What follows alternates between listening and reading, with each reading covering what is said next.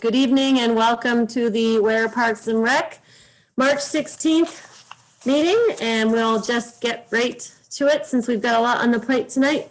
So the first thing we're going to discuss is Miles Lanier is here to present his Eagle Scout project. So Miles, go ahead and let us know what brings you here tonight. You have to just unmute. Yeah, thank you for having me. I'm here to get your approval on my Eagle Scout project.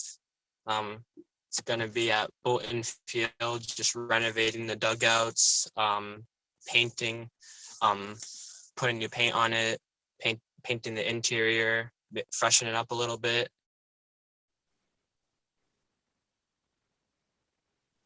Oh, we lost you for a minute. All right, so if it takes us a little while to get him back. Oh, he's back. All right. There he is. Oh, on Marcia's. Perfect. Anytime. It's frozen. Yeah. So he emailed over. Dave, did you and Lisa, did you guys get his packet? Yes. Okay. Did we lose Dave too? Yes, no, Dave's here. Okay. Did you get the packet that Miles sent over? Yes. Okay. All right. All right, Miles, did you want to add some more in? We were listening about fixing up the dugouts. Just putting bag hooks in it and benches with new nails and stuff, and just fixing trim, and like fixing the top of the dugout so it won't get bees nesting in it anymore, and it'll be nice and environmental friendly. Right. Yeah, that's basically it. All right. So I would love that. Personally, not having bees nests collecting up in there would be really great for me. I have a question. What made you decide to choose this as your Eagle project? Because I've spent a lot of times in those dugouts. I played baseball throughout my whole middle school years in those dugouts, just playing in that field. So it would mean a lot to me and a lot to the kids that play there, and to get new dugouts and get just that warm feel that a new dugout and just other towns coming in could just know that Ware is a good field to play on. Nice. That's nice. That's good. Awesome. All right. Dave, did you have questions or anything? No, I'm good. All right. Lisa? I don't. I think this is great.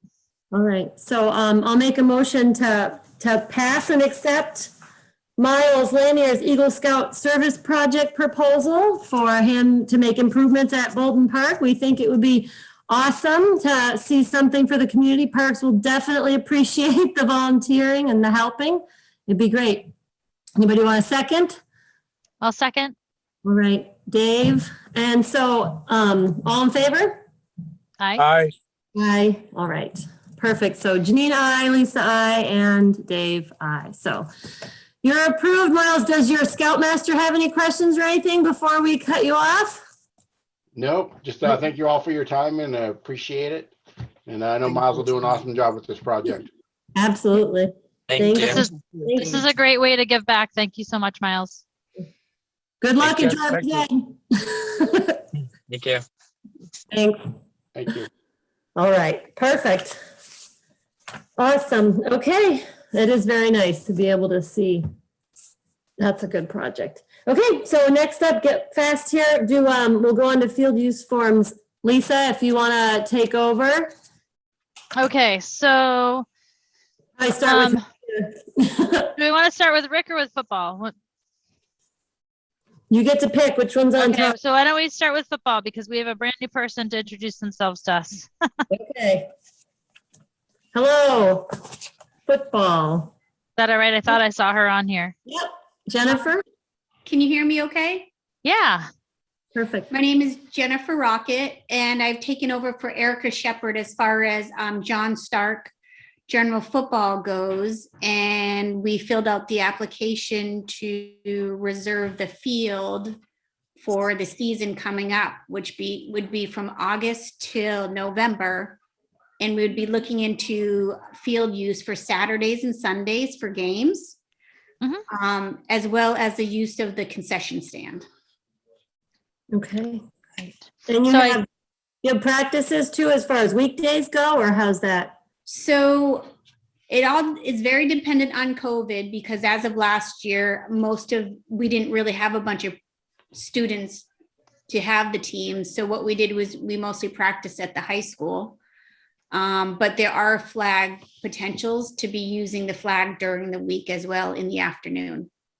Okay, so really, so pretty much 7 days a week, right, for August to November? Yeah. So there would be a conflict there because sometimes we need to use that for, I know that there's an issue sometimes with lacrosse using it. Is that right? They end before August, I believe. I think So let's double check there. And then there's also soccer practices sometimes that need it. So it depends on the teams. So we'd have to, usually in the past, we've been able to work around it. So do you have any idea how many teams you would have, Jennifer? Or you're thinking about possibly having flag? Yeah, we sent out the registration as of 2 weeks ago, and we have flag signups. We have 3rd through 5th signups, 5th through 6th, and 7th through 8th. The flags would be the only one that would be using the field during the week at Bolton. The rest of the teams would be up at the high school. Okay, so they'd be practicing. So it depends on how many flag teams, how many nights you would have. Yeah, and I think last year we ended up having 4 teams that practiced a couple nights a week. Okay, so games on weekends. Yeah. And flag is the only ones who would use it? During the week, yes. Okay. Didn't they use Bolton last year for practice? Bolton baseball field last year for practices? They did not, I don't Because believe. remember, they had the light stand down there last year. Oh, they did. Last year, the year before, I remember there being use there, but I think last year we had asked them to please stay off of it because of the drought. I thought they had the light stand up there last year. I thought Yeah, I think we'd have I to think check you're with right. Pete. I think that they did probably use it at some point. But I know that it was kind of a touchy situation because of the light, because of the not the light, the drought. I think Erica mentioned something in regards to seating from last year for you guys too, which we do need to go back and do still. Okay. It's definitely on our list of things to do come spring. All right. So you would have practice and then potentially use the outfield of would we potentially use the outfield of the baseball field again?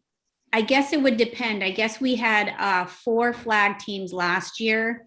We might not have that many this year, so it would all depend on registration. Okay. Okay. So I think so we just need to try to figure that out because I know that there are some, because lacrosse and soccer are sharing, we have to be able to share there too. So we'll have to figure that one out. But I'm sure we can. Yeah, and we could always section them off just to the football field. I'm sorry. The football field and not the baseball field. Yeah, I know. I think, and I'm not sure because our soccer person's here too, and I think the same thing's going to happen with her. But that football field is actually, it's the right size for for the bigger kids to play soccer on. 7th and 8th grade. 7th and 8th grade. So we have a little bit of a conflict, I think, potentially with the school using that. Is that correct, Stephanie? For some of their games? They don't have enough fields at the middle school, so then they need to usually borrow my fields, which bumps me off. So I need another field. Yeah. So because what happens is the schools typically used Inison, but did they use Bolton last year too a little bit? I know we talked about it, but I'm not sure if it actually happened. I don't know. Was Kristen here or is that Dave? I just say Kristen. Kristen's here Oh, I did not use Inison or Bolton last year. because of COVID. So Last And the game. year before that, I used Inison 3 times. okay. All But right. I'm working on not needing that field at all unless we run into a situation where the weather would push us to needing to squeeze games in. Okay. And the year before that, I think Gunnison was used quite a bit because I remember going down there and lining it extra for the, I think the year before we needed to use it 5 times. yeah. And that was Okay. the year I had 6, 7, what did I have? 4. I might have But all those seventh and I might eighth- have had like 10 teams down there because I had a ton of 3rd and 4th grade boys. And then I had 7th and 8th grade teams that year, which I And don't the always have a ton, but it was a big influx year. So it was used. I had 4 teams a night down there for 6 days a week.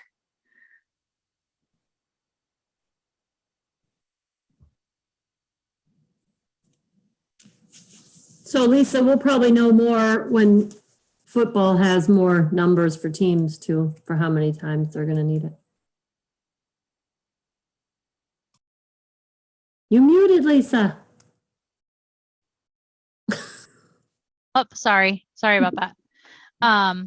Okay, so that gives us an idea and then we can,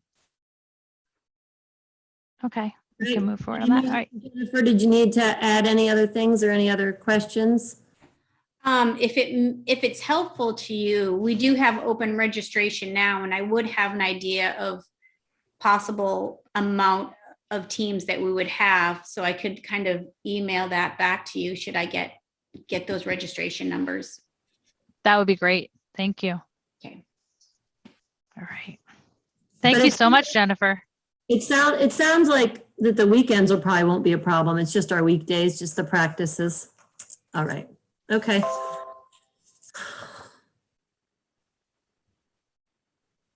All right. Do you want to move to lacrosse next?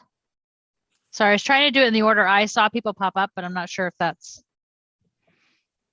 It sounds fine to me. Yeah, I mean, everybody got here, that's fine. Lacrosse is Okay. good, the same field, so, Yes, we're actually using the football field or the big field and the upper field for, we have 2 sets of teams. We have smaller, field usage for the little kids.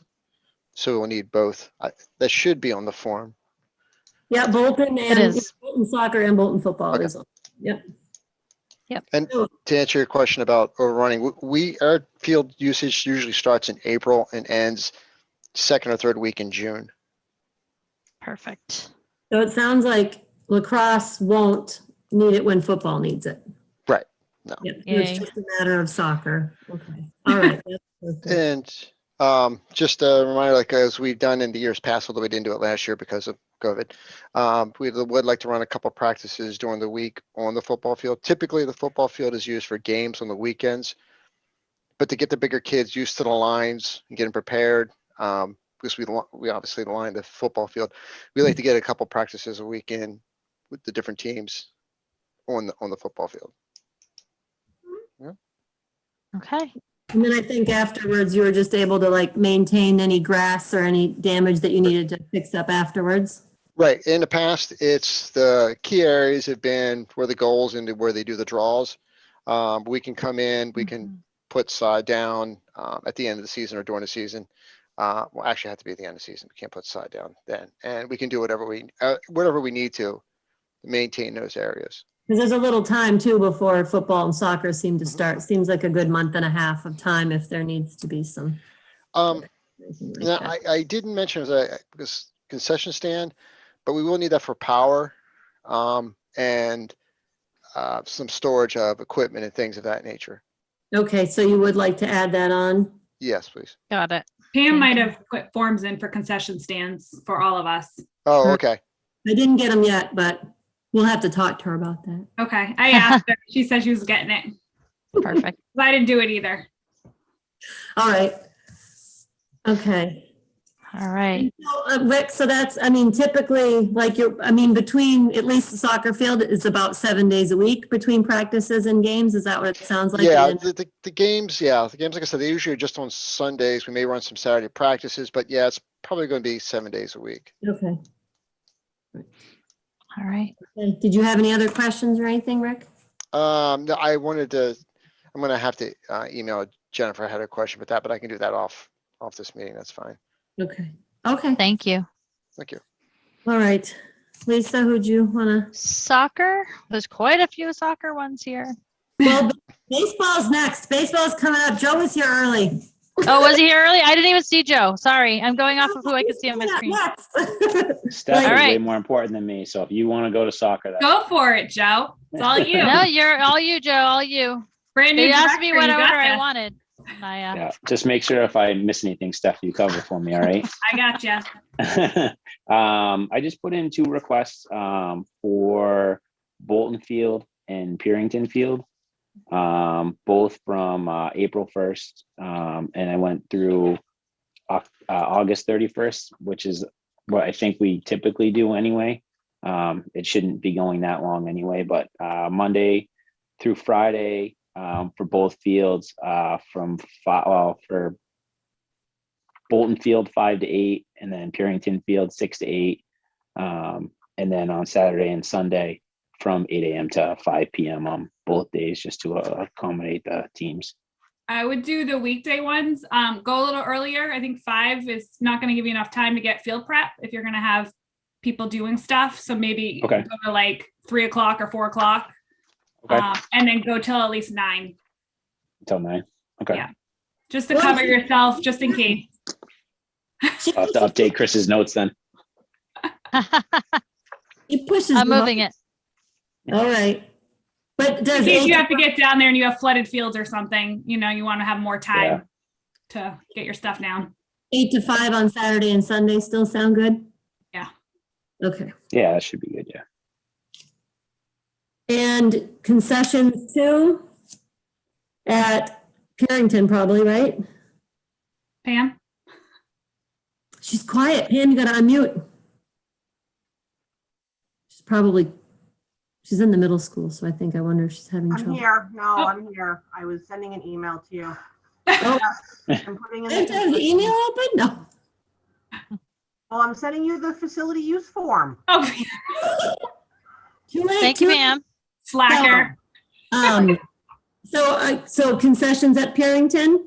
Yes. And are you gonna try to do something at Bolton or no? I'm not going to promise anything, but I'm going to try.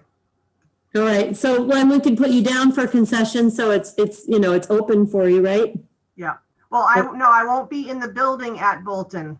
For Okay. lacrosse? No, if I'm able to Oh. do it, I can do the trailer. I can't stock. Right.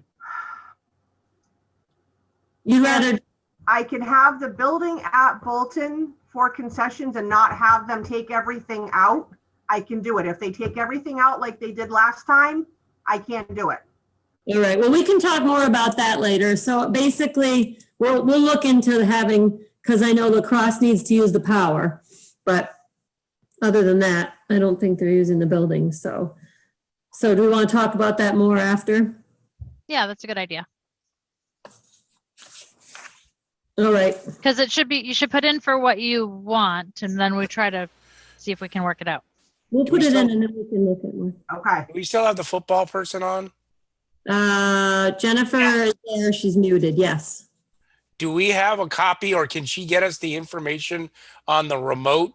Because I know lacrosse would like to have what that remote is so that they can control the scoreboard. Actually, I spoke to the company, and the remote that football has is the last one. They don't make that remote anymore. So if we wanted to get a remote ourselves, we would have to upgrade the wireless and things of that nature. So then that's what I was going to ask Jennifer in an email to talk to her about, seeing if we can actually get access to football's remote for the season.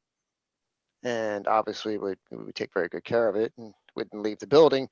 But I hadn't had a chance to talk to her yet about that. So. All right. Okay, I mean, just to say 2 cents or anything, I believe that it would probably be Parks remote because that scoreboard is on park land, so it's definitely something that needs to be usable to everybody. I mean, once it's donated to the town, once it's given to the town and then the town, I mean, that's how I was informed it was to be. So that's something we'll have to work out if it needs to be signed out or have paperwork of where it is and who has it or whatnot, because that's part of the scoreboard is permanently there. It's not something that's brought in. which would be a different situation. Like when you bring in your own lights and stuff, that belongs to the organization that brings them. All right, so,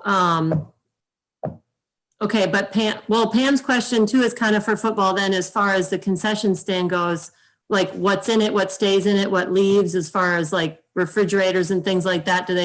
Jennifer, do they pretty much, when they're not using the concession stand, is it pretty much empty? Do all the things come out of it, or is there anything left behind? No, so it's pretty well still stocked with all the equipment that football needs, as well as any other team, like the 2 units that we paint the fields with. The upstairs is full of equipment. I believe there's all like the popcorn makers, the refrigerator, all the cleaning products. I'm sure there's other things there as well too. Is there room in it for someone else to use it for concessions when football's not there?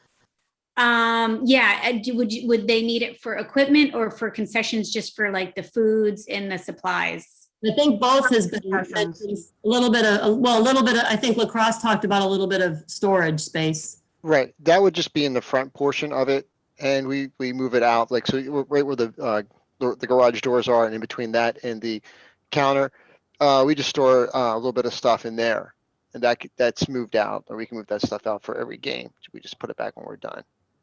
Yeah, that area is completely open. All right, so then I guess so on the concession side, how does that stand? Is that area open and usable? The concession is open. What's not really usable is the upstairs, because it's loaded with football equipment. Right. I don't think anybody needs, I think everybody else, baseball and soccer, seem to have spaces for their stuff, so, all right, okay. That answers my questions. If anybody else has other questions, we'll talk more about the remote and the scoreboard, I think, later on. Jen, I have a question for Jen. Is it a refrigerator and freezer, or is it a cooler in the concession stand? I believe it's just like a little mini fridge, like something you would use for a college dorm room. Okay. But I'm not absolutely positive, but I'm pretty sure it is just a little guy. Okay.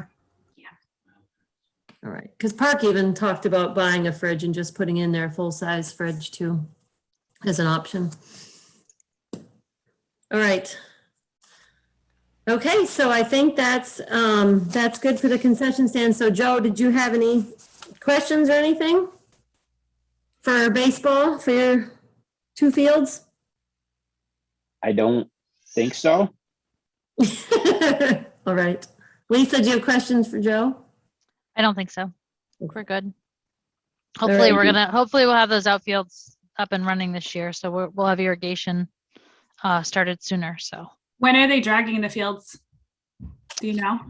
I don't know. I need to check with, I actually ran into Stockhouse the other day, and we're going to talk, but I'm Okay. not sure. He wasn't sure yet. I did think of a quick question. We're going to be ordering some infield conditioner. I'm going to assume that you guys probably all right with us putting that in there and mixing that in and using it rather than using Speedy Dry. Sounds fine to me. Yep, I'm fine with that. Does anybody have any questions about it? Dave or Pam? No, I'm all set. Okay, Awesome. Thank you. thank you. Thanks, Joe. So I think we should talk to Chrissy next, softball, kind of wrap up. I agree. Season. Sorry, Steph. I was only trying to get stuff out of the way because she has so many. I was like, oh, good, we can get all of these out of the way at No once. worries. But yeah, Chrissy, go ahead. So I just requested Inison pretty much every weeknight and the weekend. I have 6 softball teams this year. So yeah, that's it. I think I requested it maybe the very end of March, I think. I forget. I don't have the form in front of me. March Until End the of March end of to end of June. June. Yeah, till end of June. So Yep. that's it. Pretty simple. All right. 8 and then- a.m. to 7 p.m. Yeah, I think so. I think that's and what I then wrote. concessions too there, right, Pam? Yeah, I forgot to write that. No, I got it. That's good. Okay. Pam's got you covered. All So the right. only thing that's possibly, looks like The church. the church, yeah.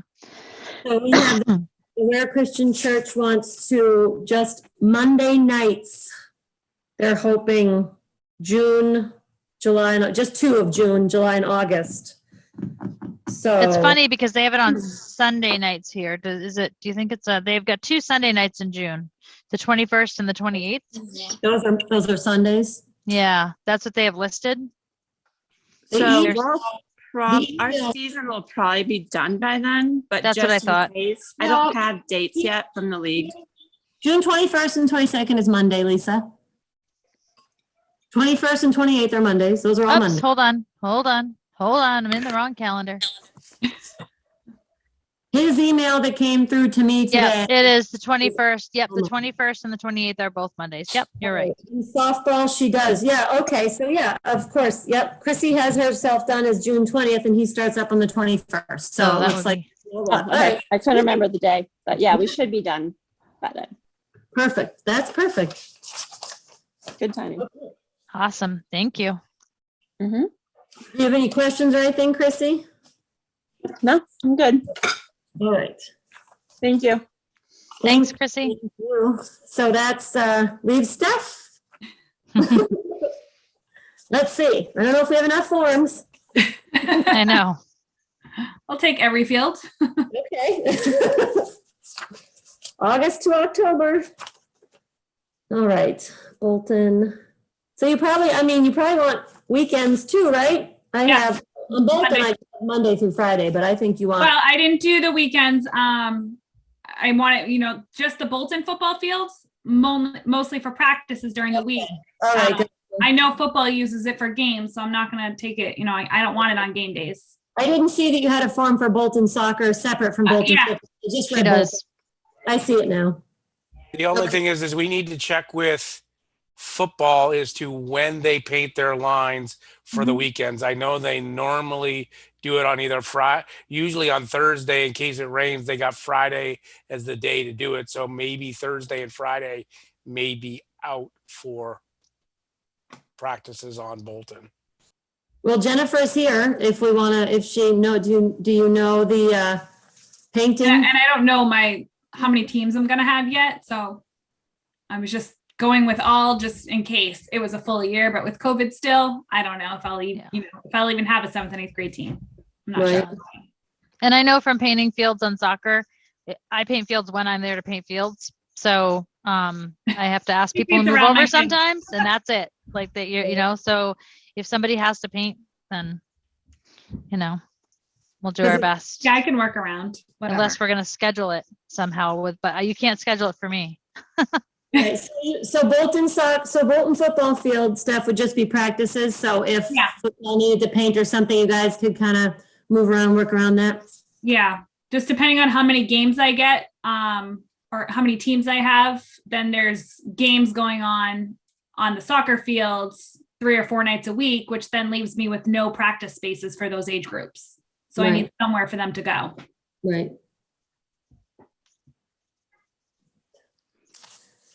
All right. So we'll just have to kind of see what we're working with flag football if they're going to be there at the same time. Okay. So sounds like we'll know more once, you You'll won't have numbers. you won't have soccer registration for a while. So, Yeah, no, that won't open until June. So I should know sometime in July. yeah, and they'll have a concrete schedule by then too. So, Yeah. And I know in the past we've done, sorry, soccer, you can't have 2 practices a week. You can only have 1. So it might be that we just have to have everybody have 1 practice a week or something. Yep. So, I can work. all right. And then we've got, okay, so that's for the soccer field. We've got the gazebo field, so that's clinics. So that's just a few days. Yep. May and June. Anything cheerleading used to go at gazebo? Is there anybody? She's not on. I'll text her and see if did she send anything in or no? No, I didn't get. I haven't got anything. Okay. Okay. All right, and then we've got Inison, and I don't think there's any conflict with that because what do we have for the church? The church is just those Monday nights. Okay, so that goes into August. So that would be the only thing, Steph, would be Inison. The church would still be using, they'd have Monday nights through August at Inison. All of August? August 23rd is their last game. 23rd, so almost. Okay. So if that could be worked around. And I think that they chose Monday nights because that was the easiest night to work around last time. That's For fine. Yeah, I think so. soccer practices. Because they were working around soccer. I know when softball uses that field, there's really not much room left. I mean, the outfield isn't. all the way to that fence. So Yeah. maybe they can have an obstacle course. All right. And I'm assuming concessions, you said Pam was doing that. And then last but not least is Purington, but there's no conflicts with that at all because baseball will be done. And I just forwarded my facility use form for the concession stands. Okay.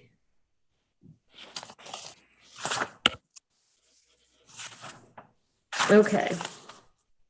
All right. Any questions, Steph? Any questions, Pam, or Lisa, or Dave for Steph? Nope. All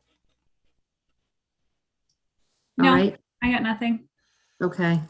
So Lisa's just gonna compile a final calendar and overlay everybody and lay everybody out. And if she sees any problems, we'll just be able to email people with last minute fine tuning. But it seems like, I mean, everybody's here to present their forms, which is awesome. We've never actually had this much of an amazing turnout before. Everybody. It's easy with Zoom. Yeah, it is easier to show up. So that way everybody knows if there's potential conflicts, what days that we just kind of need to be hopefully a little more flexible to make room for everybody. All right, so that concludes field usage for me, unless anybody else has more questions. Nope. All set, Pam, Lisa?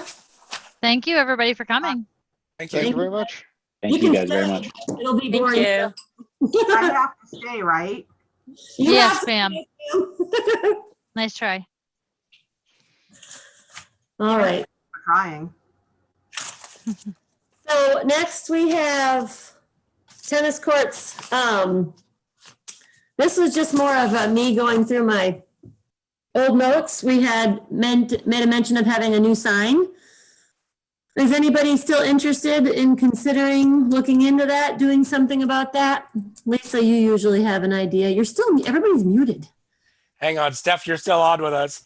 I know. I was typing to Miranda. She didn't know she had to. She can stay if she wants. She didn't know she had to send in forms, so she was asking me. So I can check with Brown Graphics. And if there are any other suggestions about Who makes sign? Are we interested in a new sign? Are we all interested in a new sign? Yes, I think we need a new sign. Okay. Yeah. All right. So I can check with them. I think we should get the wording down, exactly what we want for wording. Right. I don't even know what the old sign says. It's very difficult to read, but it does say, no skateboarding, no, that kind of thing. Okay. All right. Okay, so I can put that on for another night. I just didn't want to bother bringing it up again if we weren't interested. But if we're interested in that, then. Well, we can also maybe add that to our Eagle project suggested list. So Yeah. if we have someone who's looking for an Eagle project. We now have Bolton that's getting upgraded. I think we have somebody doing some more work down at Chase Park, correct? It would just be kind of a printed sign on the fence, though. I don't know. Eagle project definitely needs a lot more labor and volunteering. Right, but it's something we can maybe have on our list that, if we can get someone else to help fund it and not have to pull it out of town resources, then that would be a good thing. Because you can put some extra benches up there and some other things up there to make it. We could ask Brown Graphics if maybe the bottom third was an advertisement with their phone number that could contribute to the price of it or something like that. I mean, like it's sponsored by them or something. I don't see why we couldn't let them advertise. Is that a bad idea? Can we do that, Naomi? I don't know if we could do that. I don't know. I don't know. I have no idea. Naomi, any thoughts on? Yeah, I guess my thought on that is I'm gonna kind of hop off topic a little bit. Did you get an email back from Denise Purington? She, not anything newly updated. The last meeting that I talked that she would reach out to them was the last thing I heard. Okay, because I did their Zoom meeting, which was last week, and they agreed to. Was she there? The trustees agreed to fund up to $18,000 for the repair, Woohoo. but it had to go through the town's, bid process and purchasing policy. So she asked me to do that with oversight. And I just asked if somebody could send me what you got for when someone looked at it for the $18,000 or $17,000, exactly what you were asking to do. And then I realized not everybody gave you a price, but now that you have money, people might sharpen their pencil and reply to you versus coming out and giving you a quote thinking they're not going to get anything out of it anyway. Vermont Recreation gave us the actual 17,000 and change quote for the temporary, not temporary, but for the short-term repairs. And I have that email I can forward to you, and it had the numbers and the quotes and what they're doing. Lineberry gave us the big scope of overall reconstruction. Would you want that too? No, I just want to know what the Vermont, what they were going to do for that amount of money. And then what we can do is circulate it locally like we're supposed to, or put it out for an RFP using what they did. And then, so it's apples to apples, ask them to freshen up the quote and see what we get. If we only get one, just like anything, but if you've attempted to get 5 people, that's how we do the purchasing policy. But if someone sends it to me, we can get it started. No sense in waiting because they've already agreed to fund up to 18 from the Emma Sawyer. Okay. What do So you with think? that, I guess with that being said, I was just wondering, you may, I'm just trying to think of what you could do for the signs. If there was a little bit of money left. Well, I don't know that, no, because I wouldn't do it that way. My thought was, I don't know if there's, Selectman Van and I talked about a fundraiser, and I wonder if you could, I'd have to check legality as fundraise for a sign, meaning if you want to do some raffle type thing. Right. So, I mean, I'd have to check into that. I don't know, without offering the other sign, about Brown Graphics putting their name on the bottom without offering other people the opportunity to do the same thing. You know what I'm saying? Well, and I just picked Brown Graphics because Lisa came up first with that. Sure, but sure. you could easily go to 3 to 5 sign companies and see if they were interested in doing the same thing. Right. I mean, I'm not. And doing it to put their name on the bottom, but it would have to be, you'd have to just do it equally across the board. I'd hate for us to go to one person and then them say, I didn't get a chance to. Yeah. Well, no, and I'm willing. I've never worked with Brown Graphics, so I have no specific allegiance to anybody. But I don't know if we're allowed to have that as an option of, Yeah. Well, I'd have to run that by town council though, just before we do that. I'll make that note. Okay, because that would be, I mean, that would be neat if that worked out. Okay. I have to steal that from WAC. They sponsor all their teams and everything, the shirts and the signs.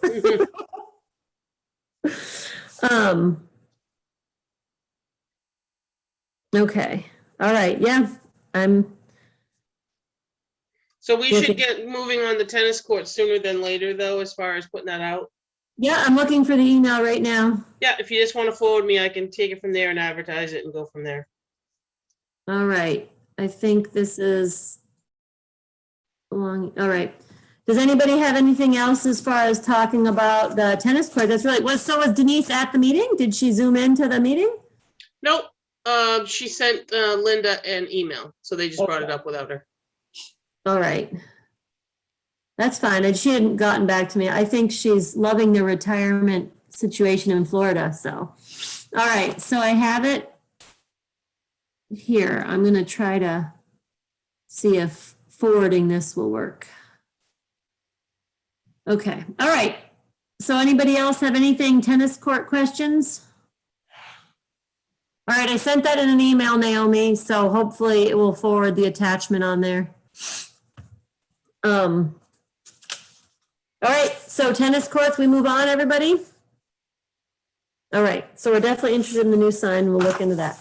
So next we have skate park. My small update is I finally got in contact with Narbear and they actually texted me back. I thought we have too much on our plate right now with hiring everybody, so I'm not gonna go out, but I reached out to them because I was looking on their email and their website, and it had said that they were no longer taking any orders. And I'm like, oh my gosh, all these months of picking a company, and now finally they're gonna be. So I texted him and he reached right back and he goes, oh no, we just wrote that because we're not in New Hampshire so much right now, and we just didn't want people placing little tiny online orders was their big thing. So they were really happy to reach out and meet. They were excited about the project. So I just have to pick a date and a time to actually talk to him on the phone and see if he wants to present to us in an actual meeting or whatnot. So that's progress. I've actually made contact. They're alive, they're a real company, and they're interested. So that's a big step. So any questions about the skate park, anybody? Spring's coming now. We have to look into the fencing. You and John were gonna do I that, was John? thinking about that the other day. I went by and I looked to see, and it looks like it's pretty melted over there. Does that sound like something, John, that you can still be able to do? Remove that chunk of fencing? Okay. Yeah, that's not a problem. Just I'll see if I can swing by this weekend if it's warm enough and just get that at least chopped down and put to the side or something. Okay, that would be good, because I think the town truck's usually around the neighborhood to be used, at least. It was, I checked, it wasn't at the town offices last time tonight when I checked. I drive by 5 days a week and it's there usually one or two. Yeah. So it's in the neighborhood. Yeah. It wasn't as big of a deal when I had a truck. I just don't have one now. Right. Well, and you're supposed to use that truck, not your personal one. That's I know. It's there. Okay, so if John can remove that, and then we can also look, there was a pile of debris too that we were also same time. Yep. Okay, all right. Okay, so on to the next was the skate rink. So there was a whole lot of talk on Facebook. We don't have an ice skating rink anymore. I don't know if the board even feels interested to even consider thinking about it for next year.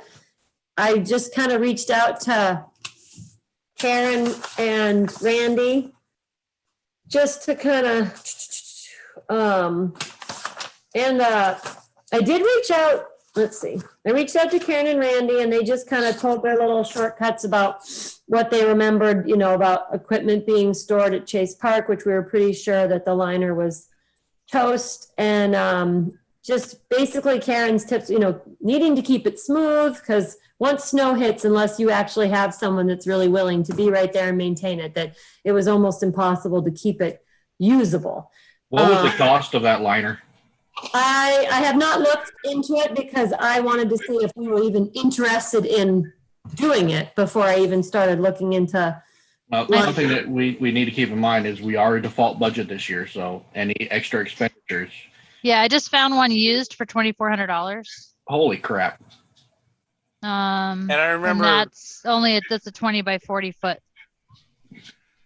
And that's not that big. I can speak. Is the one that we, sorry, Pam, go ahead. I can speak from knowledge of how Merrimack's Park and Recreation Department works. They have a full-time director and a staff that actually runs their parks, and they could not keep their ice rink skatable for the whole season. There were many days that they had to close their skating rink down because the ice was not solid enough, or people went on it when it was closed and ruined it. It couldn't be skated on. They had to wait for it to warm up and then freeze again. And that's full time. That's like a department that works full time to take care of their parks. We do not have the resources to be able to handle that level of commitment on something that's used very infrequently, especially the way that the weather goes, recently.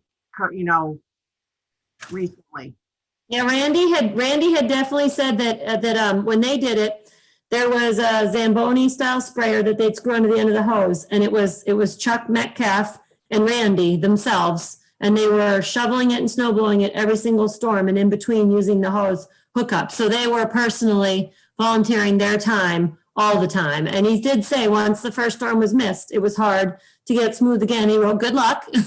And then after that, he said, what about keeping Chase Park plowed and just having a rink on the lake kind of idea? So that was one of his suggestions. And then I did reach out to New Boston just to touch base with them. And it was, I have to follow up with that. But like Pam said, they have like the police department volunteers and or does it on task. So it was kind of the same idea, like Pam was saying, an actual department with the resources and the time. They have a crew. They had a volunteer crew organizers, and the fire department that worked together. And it was the police sergeant who said he was more than happy to reach out and talk in person or on the phone. So, You can ask our police department. Go ahead, Janine. well, I'm just saying how cool. Somebody commented on how awesome New Boston's. Yeah. Hey, Chief Moore, come on. Do you want something else to do? Right? We got all these extra offices. No, I'm just kidding. So just like what Pam was saying with Merrimack, that what New Boston, people drive by New Boston's ring, like, so pretty, it's got lights, it's all beautiful. People are always using it. And it's like, well, yeah, they have a crew that does it, like what Pam was saying. So, I mean, are we even interested in exploring it for winter? Is it worth our time to look into it? It's a negative from me. Okay. What do you think, Dave? Sorry to interrupt dinner. No, I was just having a piece of candy because I was hungry. I would say no. I mean, if anything, looking at possibly putting something to plow out on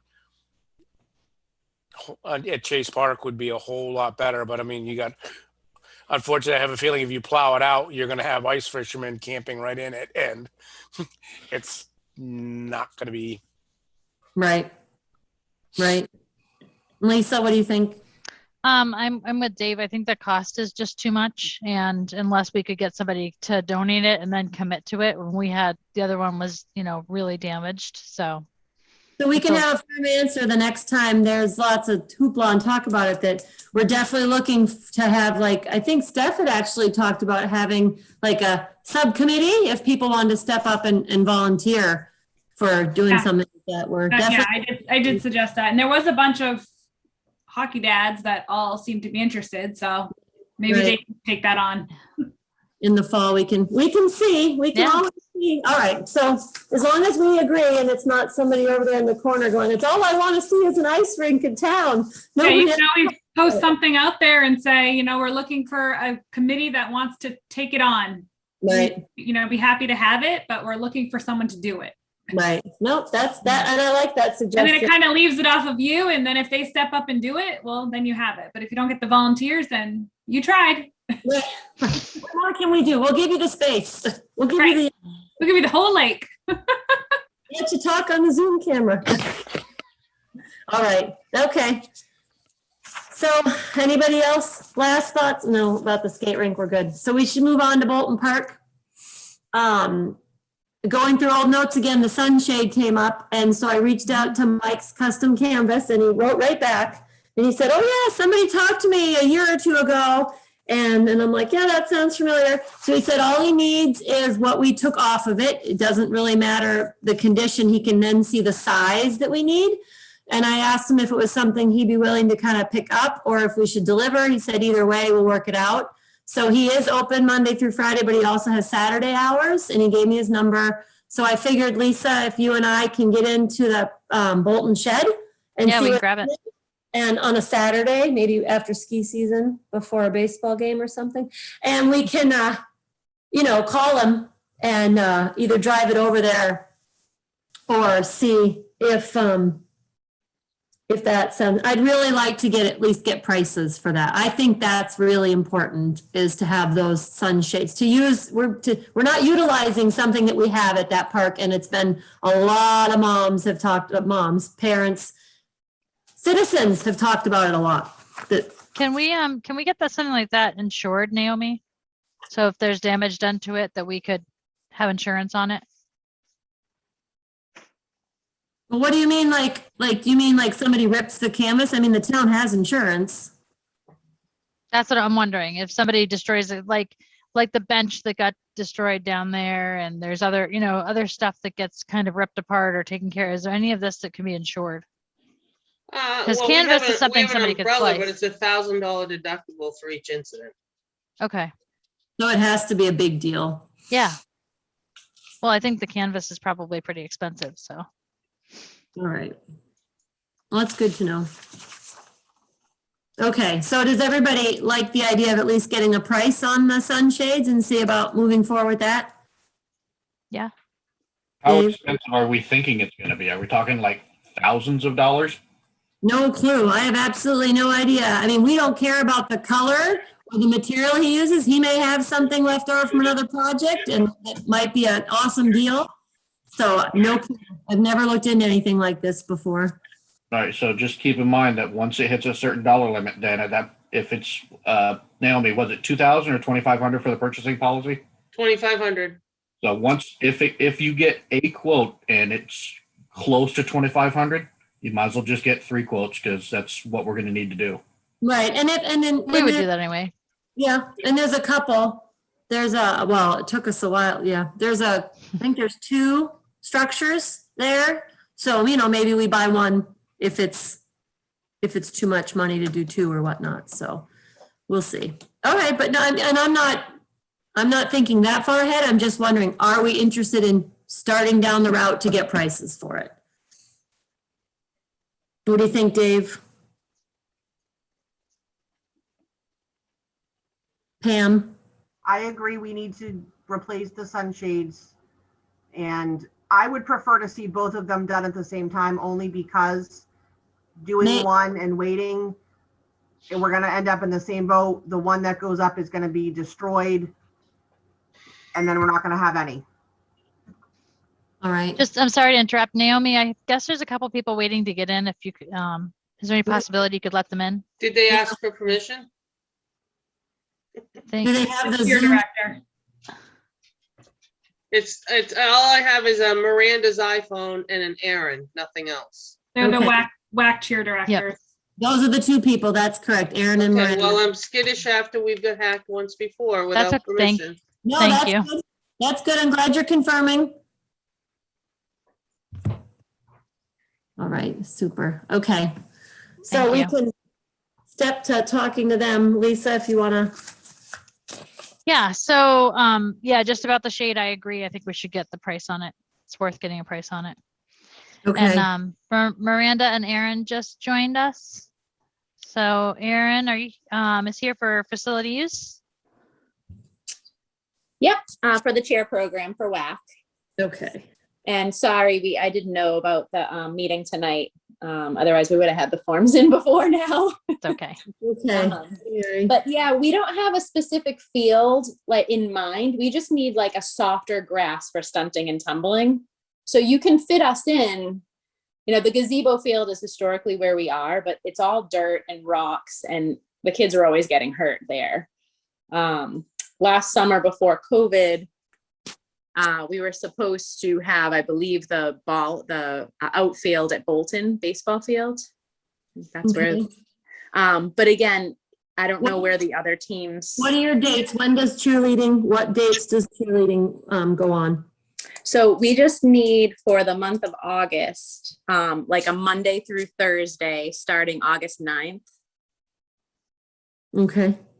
And ending like I would say September 2nd. As soon as the school lets us inside, we go inside. So we have the mats. And it's safer. And it's just Monday through Thursdays. So just in the afternoon. I would say like 5 to 8. Okay. All right. So nothing on the weekends. Yeah. So I don't know, Lisa, you probably have a really good calendar map. I mean, football was looking into using the outfield up there if they couldn't use. Well, and if the outfield, if the space at the gazebo is rough, the outfield of the football field or the baseball field is even worse.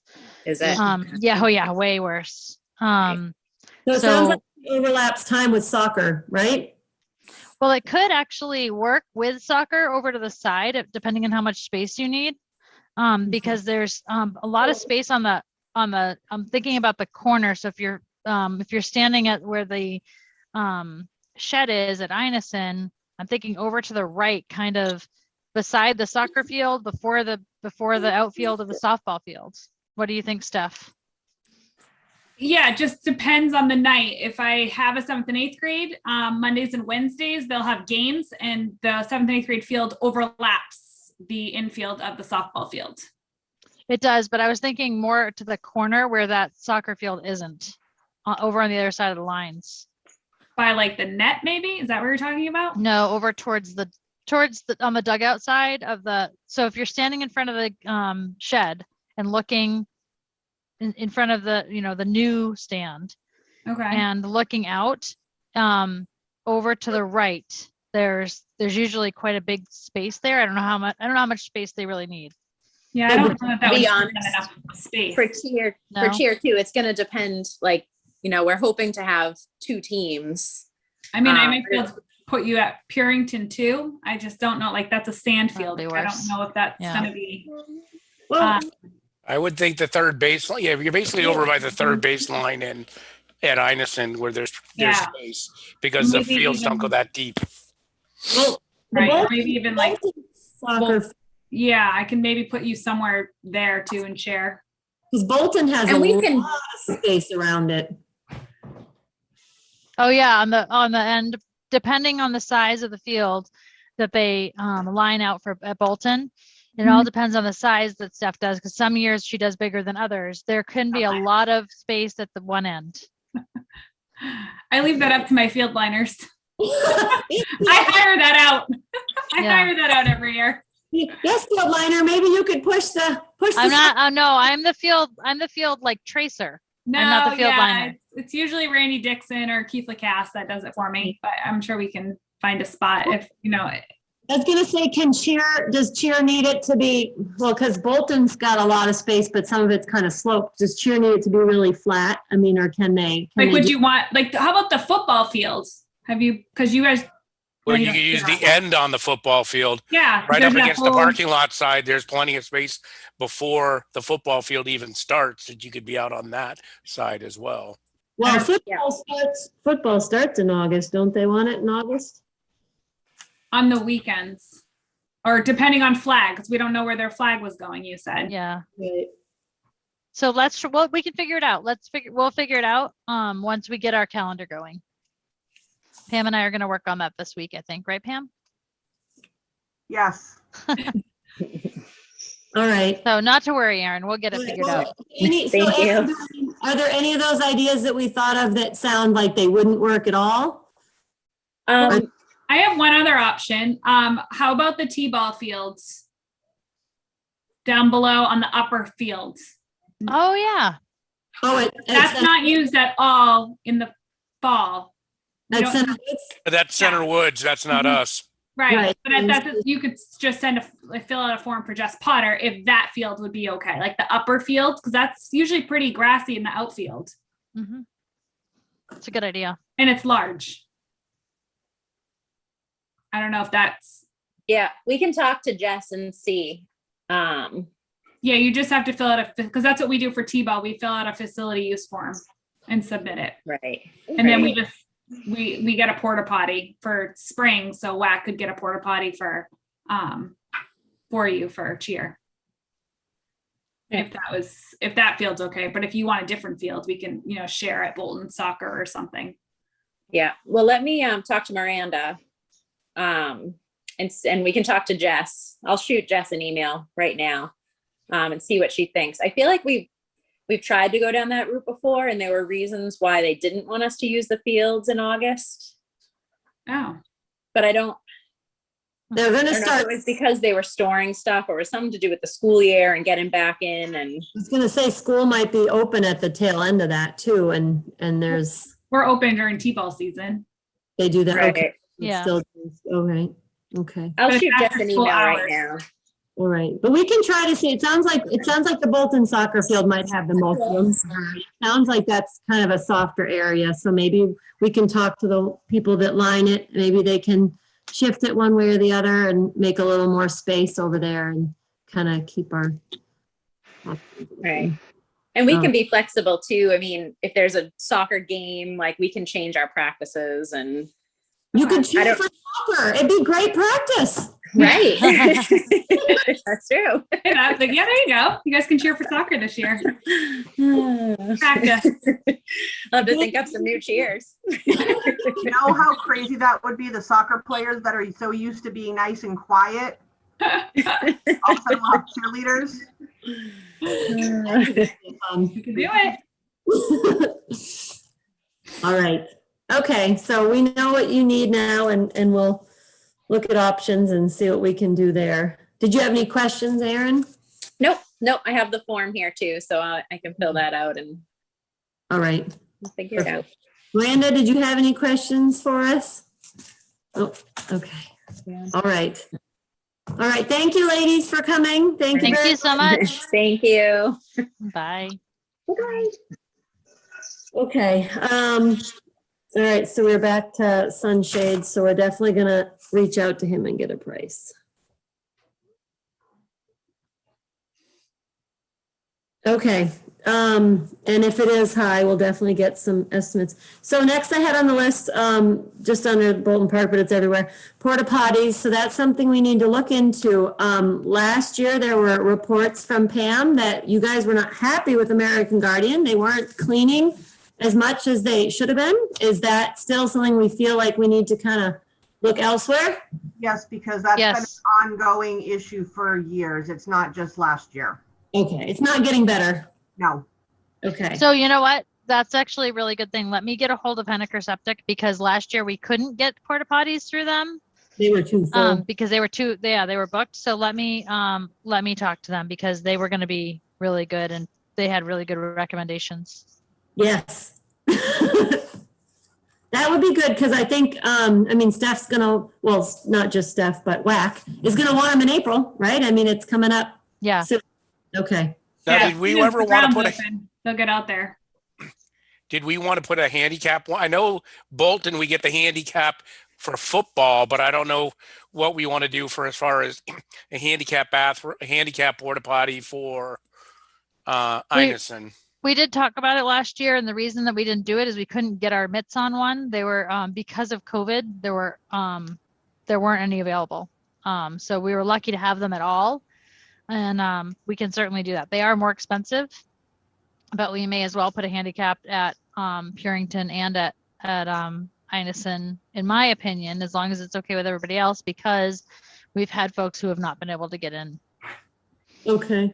I mean, how much more expensive are they? Well, we'll look at it. If you give us the numbers on how much more expensive they are. It was a little more. It wasn't a lot. If we just get that instead of the other. Henniker's usually really, if you appeal to them, they're usually pretty good on giving a little bit of a deal. They're nice like that. Yeah. All right. So Lisa, you'll be able to reach out to them? Yep. We Okay. can do that this week. All right. And Pam had gotten in touch with Utiliplay, the new playground company, to look at the Bolton, the playground equipment and things. Pam, is Thank that you. something you want to reach out, just email spring's coming and see about an appointment and when maybe they could. I think the person was locally living in New Hampshire, so maybe they could meet us on a weekend or something, like, and we could all show up there on a Saturday and talk to them. You're muted, Pam. He was The in other- New Hampton. Okay.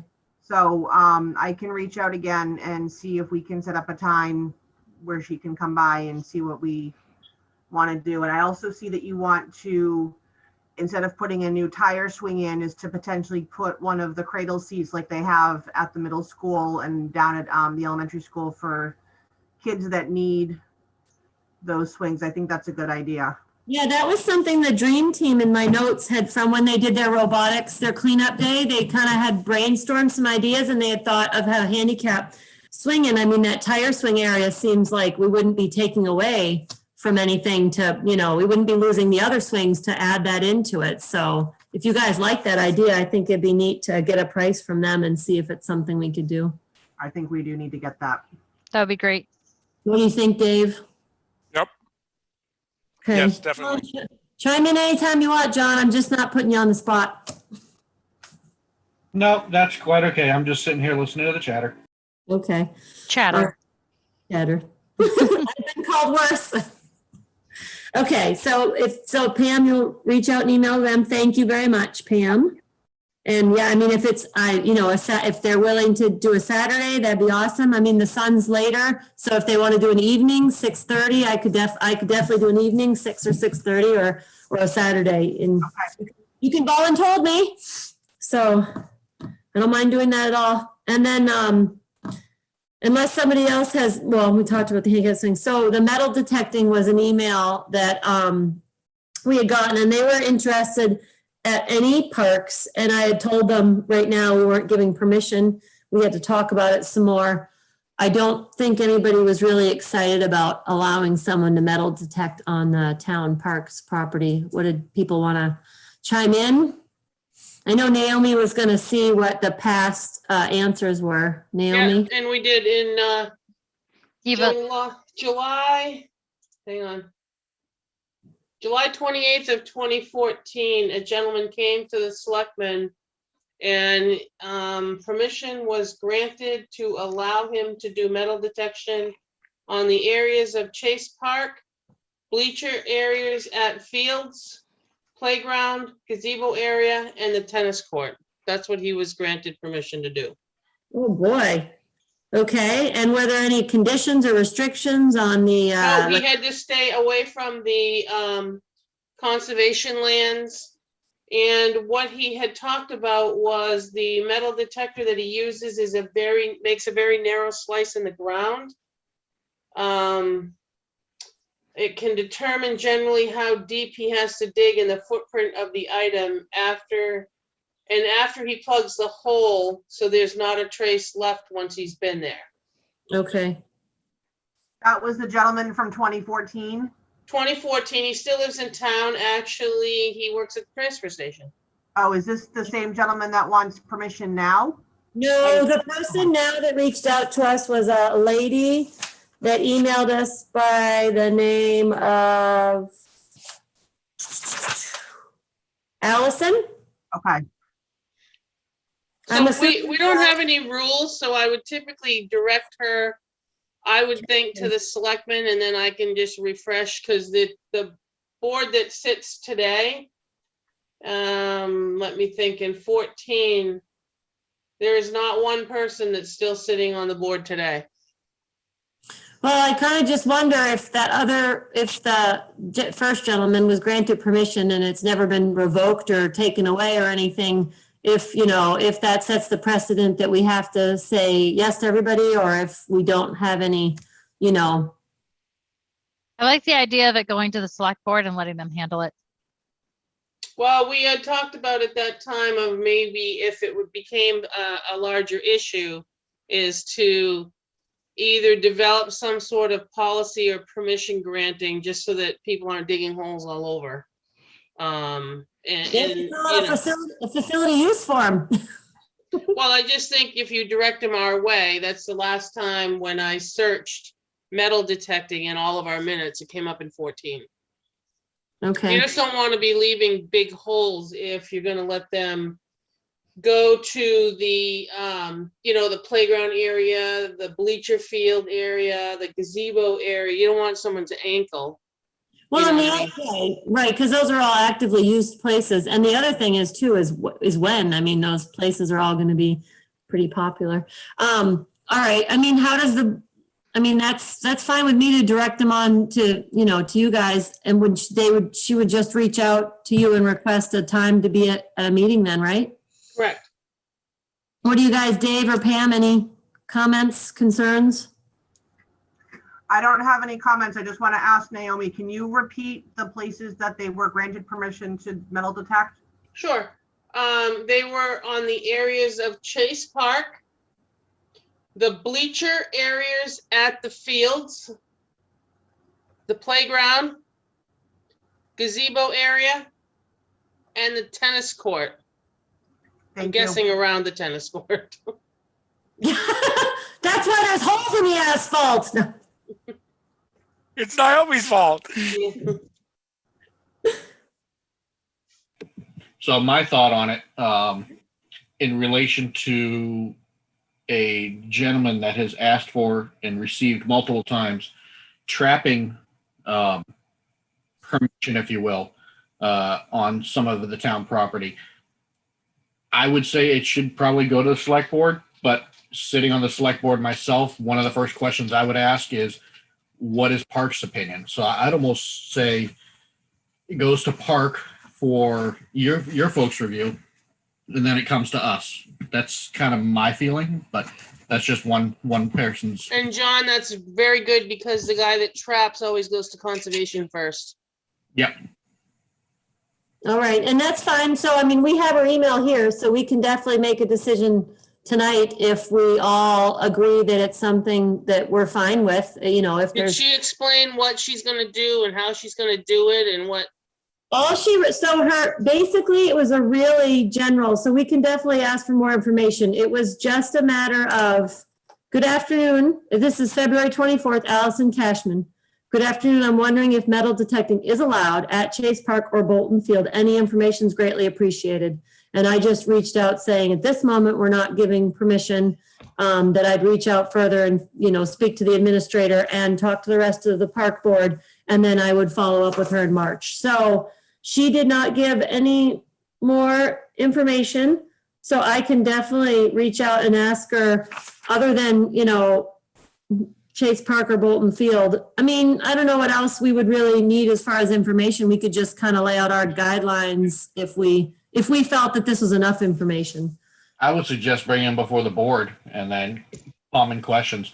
So you find something, what do you do with that property? Is it fair? Is it free game for anybody who finds it, lost and found? And with the holes, assuming, but you got to make sure, are they going to fill those holes? Right. Those are the Right. questions I would ask from the park board level. Right.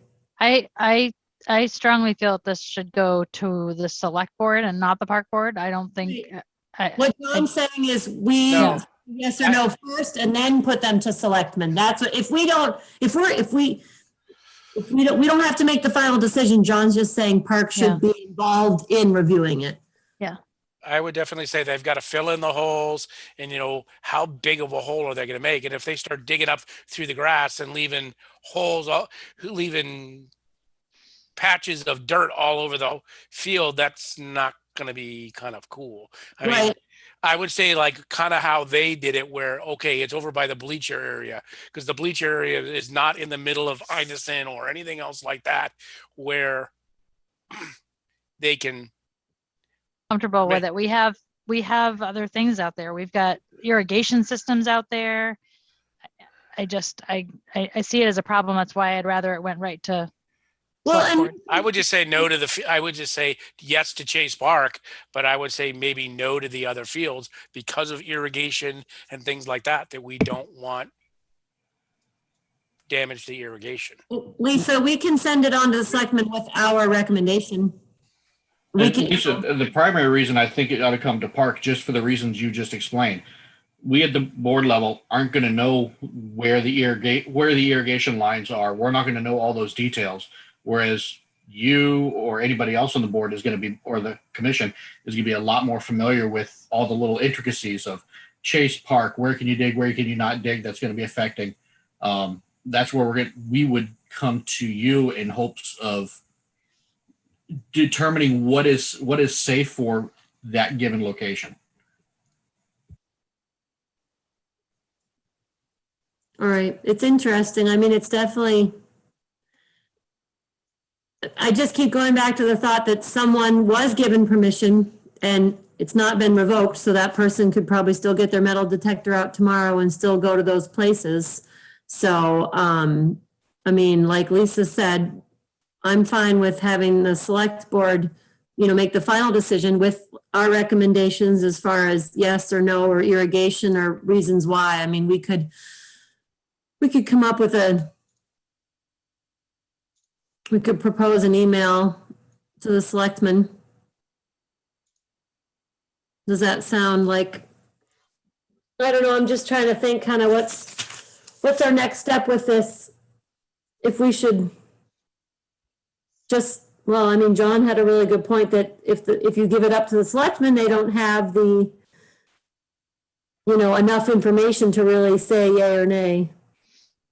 Quite honestly, I don't think we have enough information either. We don't even have, and the town of Ware seems to not have the plans for irrigation over at Bolton. So we don't know where a lot of those lines are. We can't even access the boxes. We don't know where those are. What do you think about just Chase Park at that point? Restrict Bolton Field then. Yeah, we could. I would Yeah. just say Chase Park, and I would say the playground only at Chase Park or at Bolton. Sorry, playground at Bolton, and then any Chase Park. There's no irrigation, as far as I know. There's no irrigation anywhere, is there? Or is there? Only Inison and Bolton, right? Yeah, I think, I think there is a danger of things being dug up at Purington. We've already got a field that's already in trouble, and if people are trying to dig through that to get to what we all know it's on top of.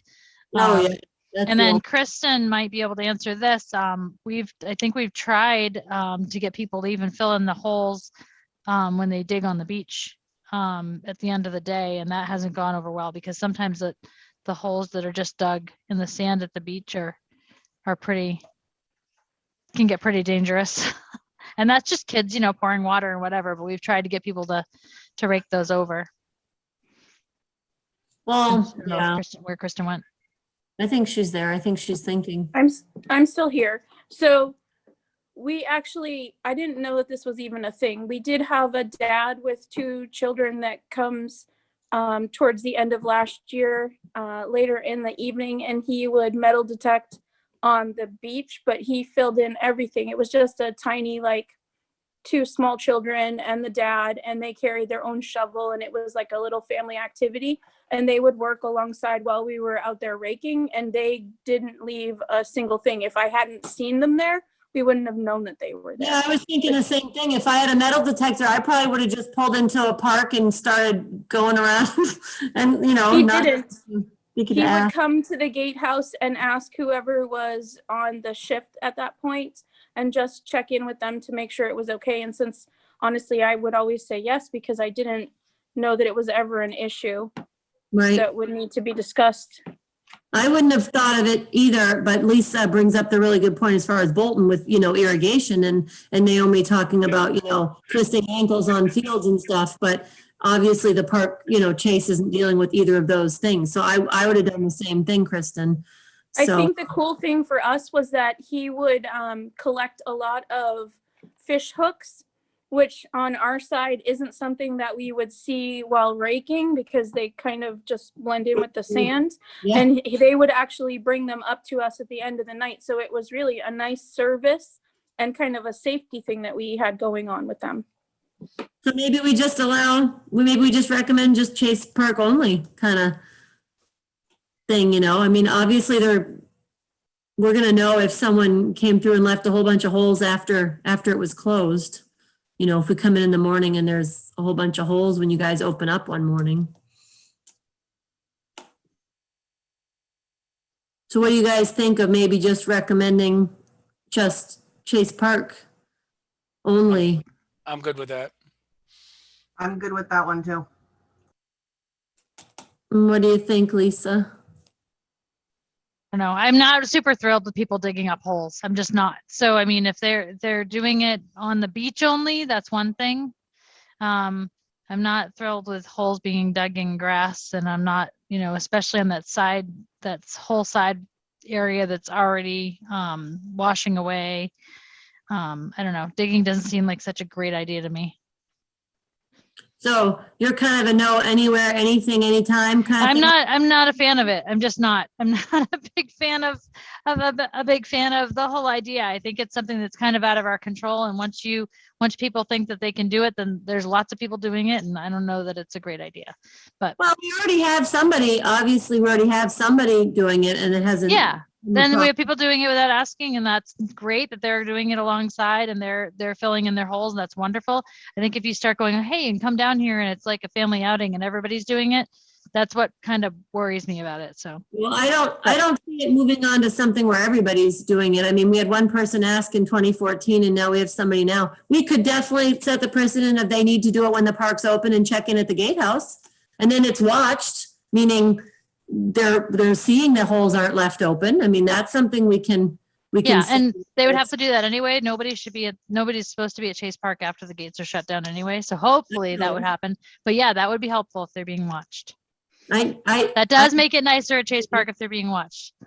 So, I mean, if we have, if we definitely, I don't like to be a naysayer, but I agree with, they shouldn't have free reign and do everything they want and cause damage and things that other people have to repair. And that's pretty much one of the only places where they would be watched is doing it at Chase Park. And like you said, the beach only. So one other thing that just for food for thought, if we don't have a rule restricting it, they're just doing us the courtesy of asking. Right. Keep that in mind that unless you outlaw it, there's nothing saying they just can't go do it anyway. I know. And I'm just wondering, I mean, can we? I would agree actually with John on that. Like if, it's the same thing. It's a stupid, we have a stupid rule. One of the jobs that I have that you can't give somebody a Band-Aid because if you give them a Band-Aid, you're providing first aid. So I'll take the Band-Aid and I'll just kind of set it on the counter and it was there, like go ahead and do it. Please just don't ask, but I think, so it's almost that like, don't give permission. Are we liable if somebody gets hurt if we give permission for something? I don't know. I don't know. But I'm afraid to just let the selectmen decide what if they give permission and they say, sure, anywhere, or sure, this is what we did before, we'll say yes to this. So I feel like. I mean, yeah, the safest thing to do is say that Chase Park is up for dibs and it has to happen while the park is open. And that's I think you're inviting more of a problem. If we say yes at all? No, I just think you direct her to the selectmen. But I don't want to overreach and say, yeah, just go to Chase Park and check in at the booth. I think if you you've got one request and you're right. It's the first one in 7 years. Mm-hmm. So I don't think everybody's got metal detecting stuff in their backyard. No. So I'm just thinking that if you address this one girl, tell her, or pass it on to us, like John said, and we'll handle it the way we do the trappers. Looking around there's a lot of, Bo allows it, for a 1-year permit and you have to renew it each year. Oh, that's good. And Nashua does the same thing. It's a 1 year. So I've printed a couple of them, obviously at the office because I'm on my office, and see if we should do something before it does come to be something larger. But you had one request. I think you stick to the one request, send it on to us, let her come to us with you can address your concerns to me, but let her come to the selectmen and we can discuss it. Okay, so we can give you a written email with our recommendations and That's how I would do it instead of, I don't want somebody I like that idea. Tuning in and now thinking they could just go dig holes at Chase Park. Yep. Okay. All right. That sounds good. Dave, Thank Pam, you. John. Comments, concerns? Silence will be taken as permission. I like it. I agree. All right. Lisa, do you want to write something up and let us all read it? Or is that okay? Well, just suggestions to the select board. Right, we'd be addressing, we'd send it to Naomi and it would be our recommendation to I can email Allison and direct her to Naomi to be heard by the selectmen and that you would, address Naomi with the Board of Selectmen, just park has been requested for the metal detecting and our recommendations are Chase Park beach area only during open hours, checking in at the. How good is it? How long is a trapper's license good for? We do it every year. He has to come back to us every year. So that's a good idea too. I like that one year if everybody else likes that. I mean, Lisa can probably just send us all the email and we can all chime in. Yep, I'll send the email and then, yeah, can let me know if you want changes and we'll go Okay. from there. Well, that's good. We got that settled. All right. So that's everything I have for Bolton Park. Does anybody else have any, obviously, well, I guess we flew into kind of Chase Park too, but that's all I have for Bolton Park. Does anybody have anything else for Bolton Park? Okay. Nope, the only thing that I have just in general would be irrigation. So we're all set to stick with the same person that we had for irrigation last year, as long as that's all right with everybody else. Sharp Lawn stepped up. He showed up when we had emergencies and he helped us. Yes. Yeah, I think that goes a long way towards keeping that. Yep, and we couldn't get anybody else either. I tried and I could not get anybody else. And I was calling people in Nashua and Hooksett and He's so, local and he's helped us out. I think that's, I'm good with sticking with Sharp Lawns for irrigation. okay, thank you. Thank you for finding him. And All right. when is he going to turn on the systems? After we have that, the chance of freeze happening after the last chance of freeze. So sometime in May. You're not supposed to do anything before Memorial Day Yeah. for freezing. Okay. And you said you reached out to Stockhouse, or you're going to reach out to Stockhouse? I actually talked to him the other day, and he had mentioned something about doing something. I don't know what it was. It was something. He kind of knows the schedule. He just kind of basically he just does and just thumbs up, like make sure you're still helping us. He also does some extra things, which is really nice. And it's so great when I see him now, because he is so thrilled with what's happened at Chase Park this year. He's talked about how he has never seen it so good. So, I mean, I've seen it so good, but that was a long time ago. But he's talked about how he has just never seen it so good, and what a difference it is there. So it's really sweet that he anyway. All right. It's really sweet. All right. So as long as you make sure that he's still in the spot to start up the spring stuff that we need. He is. Okay. So we'll move on And then I also have one more thing on Chase. I know the baseball team, the high school baseball team, has in the past done a service project, and they've gone over and helped clean up Chase Park. So I'm reaching out to Dennis Pelletier, who is the varsity baseball coach, to see if that's something that they're still able to do, especially with all the COVID restrictions and things like that. And I will let you guys know. Oh, good. Thank you. Awesome. Thank you, Dave. Okay. All right. So Naomi, I have the boat ramp launch. Did you hear anything from NHDES? So yes, Ryan Duquette got back to me with a link. We have to do a wetland permit. The wetlands permit costs you $400 to apply. And it also has you have to send a plan. And the plan has to have certain things on the plan. The normal high water line, the amount of shoreline frontage for the property, the general shape. He gave me the whole checklist that has to be on the plan. My question is, who in God's earth are we going to find to do a plan? Can we ask conservation? How professional of a plan does the DES need? Well, it says you want the footprint of the existing and the proposed, and then it says the distance from existing work to abutting property lines, a cross section showing the following: the slope of the bank, the riverbed, the lake relative to high water or an ordinary water. And then it says the existing and proposed launch surface, including the type, depth, and bedding supporting the launch surface, the height, depth. Hold on, you're talking too fast. Hang on. I know. I'm like, wait, what?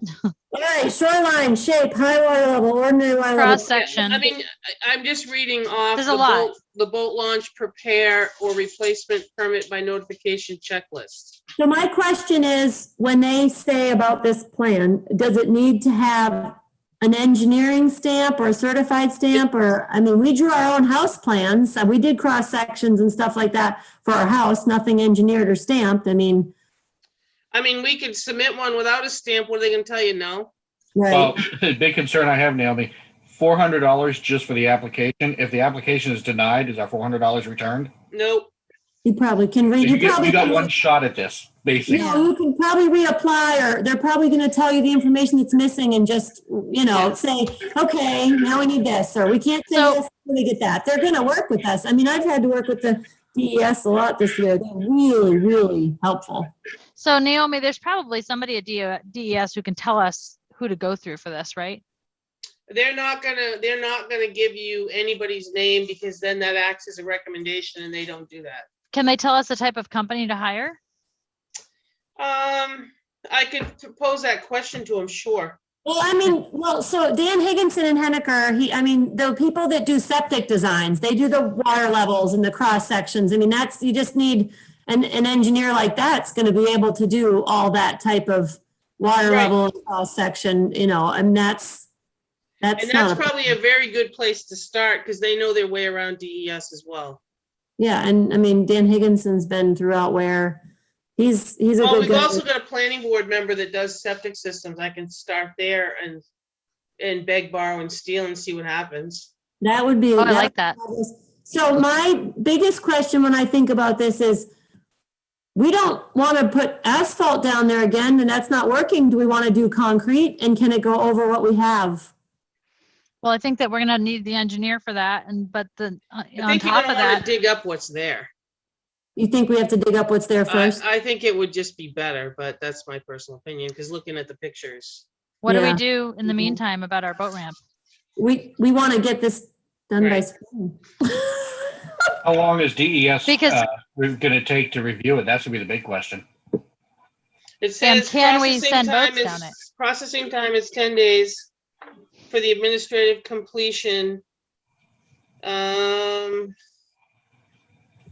then 25 days for, it's going to be about 35 days to get it done. And our water when do they do the water? When do they let the water back in the lake? I have no idea. It's right before Memorial Day. I think it's the weekend before Memorial Day. Yeah. I had it before. New Hampshire publishes that. A Well, lot I of moving can- parts in a very short period of time. Yeah, so I guess I can ask the question of a septic designer and see what their thoughts are. I mean, as far as I just keep going to Dan Higginson because I specifically have worked with him a lot the last couple of years. He's pretty quick if he can get out and see you within the week and have the plan that week. Like he's pretty fast for his turnaround. It's probably more the person that has to do the actual work's probably going to be the biggest holdup. And how much is this going to cost? Because Do you have money in your maintenance line for this? Well, I was just looking in, Yeah, Beth gave a brand new budget today. Was that emailed, Janine? Beth emailed it to me. I don't think I got to forward it to anybody. I don't know if she emailed it to everybody or just me. I can send it on to everybody. Thank So you. our total budget is $59,166. That's everything. We already spent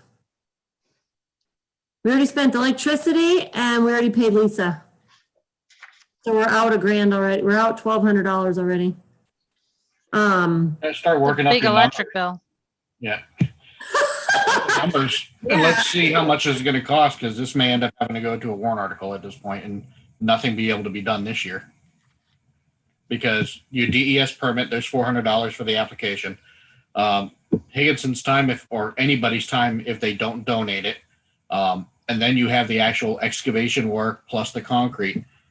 It seems like an awful lot of moving parts in a short period of time, and it is a default year. So it's always a default year. Don't keep going to that one. It's been a default year for like 10 years. very true. But I mean, I'd hate for you to have to close down Chase Park. Right, Can't afford to pay for employees. right.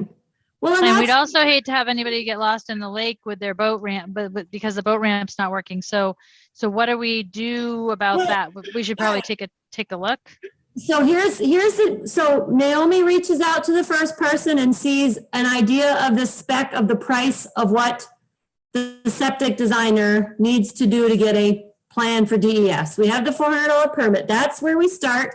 And then we can get numbers. And you know what? Worst case scenario, it does have to be a warrant article, then we know for next year.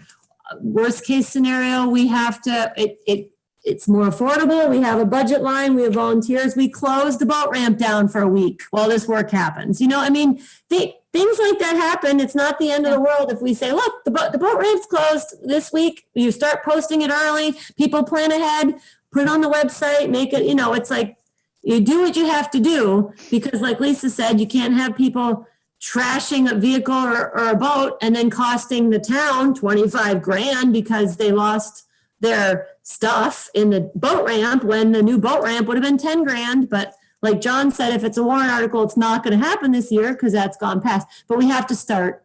We have to start getting numbers. So if Naomi talks to one person, I can ask Dan his opinion.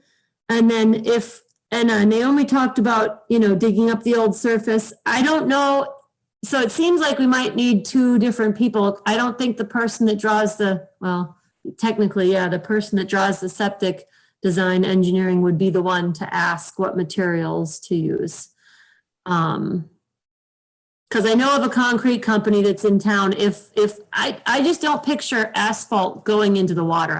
It's all the oil and everything. I don't see that it's the right material to use. I really feel that concrete's the right material to use. It's great that we're talking about this now, though, because we can get somebody to look at it while the water's low, because there's a possibility if somebody goes in with knowledge and looks at it and says, look, you cannot open this boat ramp until it's repaired. Right. And this is a good conversation to be having now. So Yes, Naomi, tell us what materials we can and can't use. I mean, I think they have rules about what's allowed in the water, right? Yeah, I mean, I just emailed him from the other computer. He won't get it until tomorrow and see what we can do. Okay. And we can't even pull the existing dirt back to fill. It's already there. We can't just pull that existing dirt back to fill in the hole, at least to get us through this year if we have to. It's like a 5-foot hole in asphalt. The second the water touches, it's going to wash it out in a minute. There's nothing that's going to hold, dirt won't hold. Well, no, there's rock and gravel sitting there.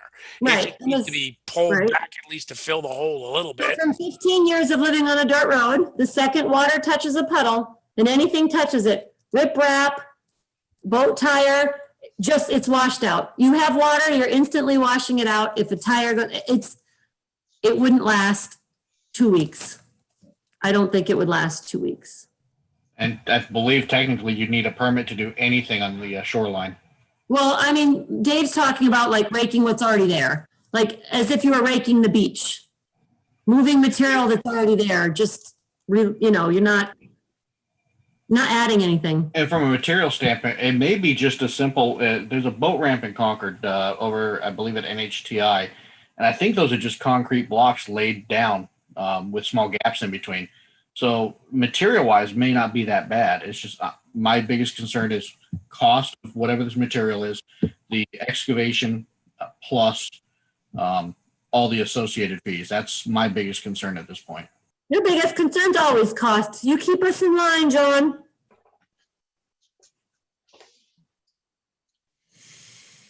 All right, NHTI, you said, has concrete blocks.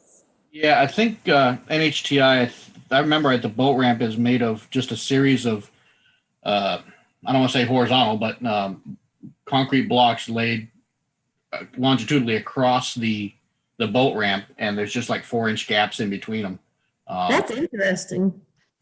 I think it's a form, because I've seen the same type of thing, I think, that you're describing at some of the state, like up in Pittsburgh. That's what they have, is this, they're concrete forms. So they're pre-made, and they drop them in. Yep, exactly. So, Okay, that sounds a lot more manageable. Mm-hmm. so it's, yeah, I mean, if Mr. Higginson can't do it and the other gentleman that Naomi's thinking of can't do it, maybe we reach out to some of the marine companies up in the Winnipesaukee area. I can think of a couple off the top of my head, but I won't name them just for their own protection. But there are companies that specialize in marine work, just docks, boat ramps, etc. We Do you want to email them and just kind of reach out to them and see, if they. because of my business relationship with them, I'll just pass on the names to you. And Okay. That's fine. All right. I appreciate that, John. All right. So, so Naomi sent out her email to the Board of Selectmen member to see about that, and I can reach out to Dan and see ideas there. And all right. Do we have any other questions for NHDES as far as, like, we kind of have the idea of the processing time? I mean, John's question's a good one. Naomi, we could definitely ask about, permit applications being denied, are there opportunities to like amend it so we don't, like John said, don't lose the $400? I mean, I'm assuming they would work with us, but I mean, should we double check? No, I think what they do is they keep sending it back until you get it right. Okay, that's what I thought. I mean, I just had to apply with them for that the drought, and they were really, the drought application, I was asking for a lot of money, and they were really willing to work with us and reach out and answer questions, and we need this information now, we need more, they were really good to work with. Okay, boat ramp. Any other comments or concerns? We're gonna start looking into this really fast. Okay. In my notes of longer years ago, there was loose fencing. Kristen, at Chase Park, do you still have a fencing problem somewhere on the park? It's right in the front. Okay, is it still laying down or loose, or? Both. Okay. All right, so we need to take a look at that and talk to I think that's important. Does anybody have comments or concerns? Important to at least get that looked at. And Janine? Yes. Up against the neighbors portion too, while the part where the boats pull into for inspection, that part is good, but across the front of the neighbor's side, the neighbors'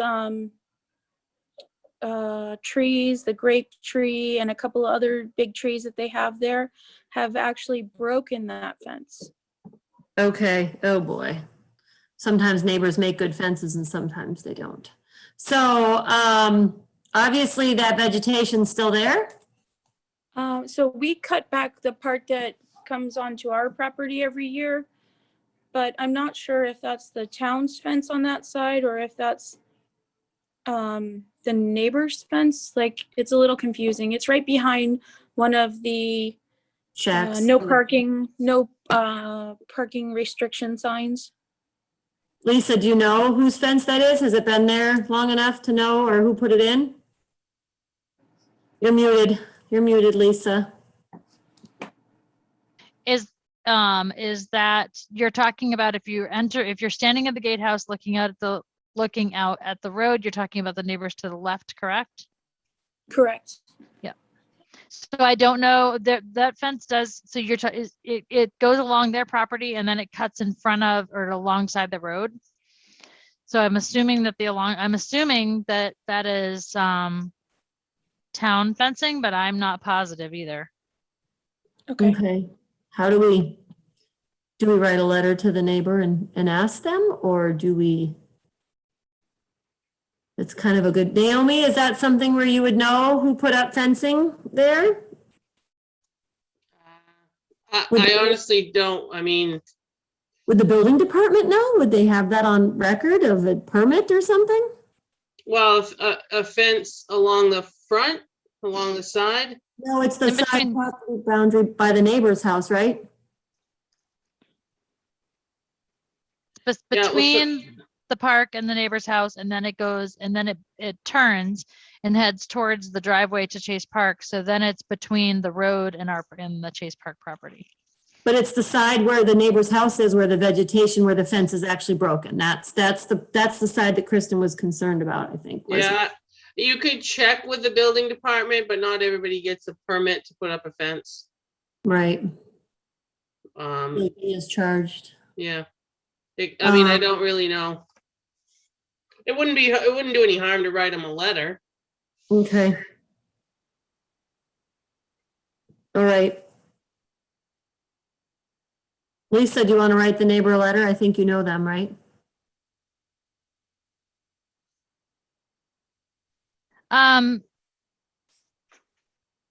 I could do that. I'll Good just luck run it with by it. Naomi first. What you want to say? I want to go look at the fencing too. So I'll have to go down and look at it again. Okay, if you don't, all right. Okay. If you don't want to, you can tell me. I can go look at it. Well, no, I just want to go, I don't mind doing it. I just want to go look at it so that I have a clear understanding of what the problem is. All right, the water level is lower and it's refilled. Okay, the lake. Oh boy, I can't read this. It looks like they raised the water in May at the lake. Sorry, I'm a little late on the boat ramp I don't think they have a date though. Usually it's like the second or third week in May, because I know in the past we've been, obviously last year before the whole COVID thing, we kind of let people who had lived on the lake kind of come drop their boats in the weekend before. And I know that created a whole problem last year. So Yeah, Karen. Well, when yeah, we typically had opened, Karen had opened it up for them. And when all that created the problem last year was when we tried to schedule it so that we didn't have a whole bunch of people showing up at the same time. Yeah, so Karen had always had, right before Memorial Day weekend. So, all right, refilling starts for the spring. So this is Station Horace Lake and Ware. This is the New Hampshire DES website. It does not start, it starts roughly May 1st, and it is completed no earlier than May 15th. So we would expect that would be our deadline, would be May 15th. But I mean, I don't know if it's something like you guys were talking about, those concrete block things could be dropped in the water afterwards, maybe. So at least we have a date. Sorry, I had to jump around. I was back and forth distracted. All right. All right. So Lisa, you can reach out about that fence. Yes. Thank you. I think I've voluntold you for too many things today, so. On to the next thing. We need to talk about lifeguard course reimbursement. Our Eagle Scout tonight that presented is also interested in taking a lifeguard course and possibly applying for the job at Chase Park. So I reached out to Karen and Randy about what we'd done in past practices for the lifeguard, and it was once the course was completed and passed and they worked one season at Chase Park, we would reimburse them for 50% of the course. And after they worked their second season at Chase Park, they were given the second half of reimbursement. So we fully reimbursed the lifeguard course after 2 years of employment at Chase Park, 2 completed years of employment at Chase Park. As a board, we talked about it last year. We might have even talked about it the year before, about making a change to that so we could have a little bit more of an attractive incentive to actually get a lifeguard at our lake, besides the one part-time we had last year. So I wanted to hear everybody's thoughts. My first idea that popped into my head was, and I think we talked about this last year, was after passing the class, getting half reimbursed, and then after completing the first season, getting the second half reimbursed. So what is one person at a time. Who wants to go first? Your thoughts with that?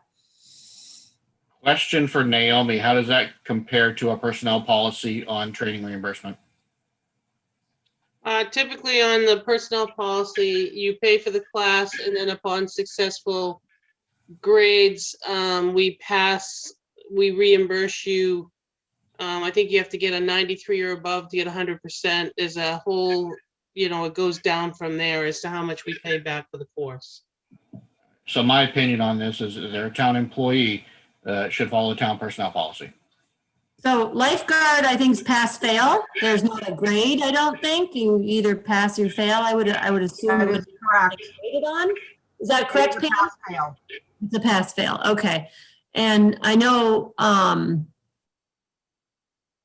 right. So Naomi, I'm sorry. Can you run that by me one more time? What they do for So reimbursement? typically what they do is they pay for the course up front, and upon completion, they have to submit something that they've completed it and passed it satisfactory, and then we reimburse them. 100%. Well, if it's pass or fail, of course, but if it's some other thing, it's by grade. All right. So, and that, is there like a contract for employment at that point? Like if they signed a contract for No, we employment? don't do that, and largely, I think that can be a double-edged sword, because Okay. you can sign someone on to stay, and by making them stay and they become disgruntled, then you have a real Then you're mess stuck with- sometimes. you're Yeah. stuck with something. All right. Okay. So that's actually way above and beyond what PARC was doing. That's a lot more attractive. So if we already have that policy in place and we as a board agree with that, I mean, that's an amazing incentive. Pass the class and we'll pay for it 100%. But I agree, but you pay for the class, he stays one weekend and he's gone. That's really not. I have a Right. good, yeah. I like I the agree. I like the two-step plan. As far as where it's seasonal, is you give I him agree. half upon completion and half at the end of the season if he stays. I like that too. John, Dave? Yeah, I think, half now, half at the end. I know depending on if they're doing it through the Boy Scouts, I know some of the Boy Scouts, because of their camps and things like that, they wouldn't actually even have to pay for the class. They get the class. I would imagine that they get the class for free. I don't know. Are we going to accept the Boy Scout certification for lifeguard, or do they Yes. actually have to have this state certification? Well, I think it has to be, this particular Boy Scout was considering taking a course before, because they don't go to camp till almost the end of July. So they would miss half of the lake season at that point. So it wouldn't be in time. So this particular boy, Miles was looking into, other courses that were available. I know that they have to be shoreside certified, because that's different than poolside. So I don't know if we required a state course. There must be some kind of. Usually Red Cross, isn't it? I think Boy Scout certification is stricter than the Red Cross certification. However, when Josh was looking into it, I don't think PARC had a preference as long as they were certified as a lifeguard, and they get a certification through Boy Scouts. Right. And and if they took it through Boy Scouts, then there would be no reimbursement. But they still pay for Boy Scout camp, but it's not broken up per class. It's the whole camp price. Hey, Naomi, from an insurance standpoint with Primex or whatever we use, would they accept Boy Scout certification over Red Cross /YMCA /whatever? I don't think they make that determination, John. I think certification. Okay, just want to make sure it was. We can run that by them, but I think certification. Okay, good.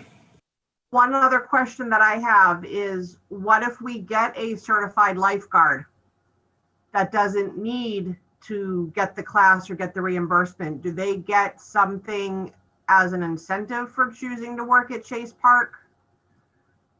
I think that's up to you guys and how you're going to structure the pay. Okay. Right. Would we consider them an experienced lifeguard, and maybe they would get a little bit more because they have, they're stepping in at an experienced pay level? I guess that would be the only thing we could probably offer. Because I know it's hard for one lifeguard to be there all the time we would need. So if we did actually have two, that would be good, because we'd be able to, have every weekend be covered. It'd be great if we could just get one reliable one. Two reliable ones would be even better, but I'm just. One reliable one who doesn't want a vacation most of the summer. Yeah, during COVID. It's hard. Well, camping is pretty COVID friendly for a vacation, so. I have a concern about the lifeguard thing. So, I don't know how everybody else feels exactly, but I like the way that we had it set up before, where they worked the season, then they got half of it reimbursed, and if they came back for the second season, they got the other half reimbursed. We don't pay a lot, and I understand that they can make more money somewhere else. So if we're going to pay for them, other places don't necessarily pay for lifeguard certification. So if we're going to pay for lifeguard certification, which I think we really should do, I really like that it's stretched out over the 2 seasons. Were we afraid that we did that in the past and we didn't get anybody last year? I mean, is that a concern? I think the concern for me is that we pay for their certification, and or they get it and we give them half back at the end of the season, and then they don't come back. So I wouldn't want to, or I wouldn't, well, I don't care if we give them half back at the end of the season, they don't come back, but it maybe if we paid for the entire thing up front, or if we paid for the entire thing at the end of the season and they don't come back, I think that we should keep the 2 season thing. All right. I mean, it sounds like something we can definitely just, vote on. So it seems like nobody really likes the idea of 100%. You passed your class, let's pay 100%. So it seems kind of like everybody either likes the half at passing the class and half after 1 season, or leaving it how it was, half after the first season and the second half after the second season. So do you guys just want to kind of vote on those 2 options that are on the table? Well, before we go to vote on that, if we were going to pay it all back by the end of 1 season, what if we have somebody who only works 1 week? We've seen in the past. It would have to be the end of a full, we could put, it would be the end of the full worked season. It wouldn't be work 1 week. It would be season, not work a little bit. It would be a complete season. I think we need to specify it as hours.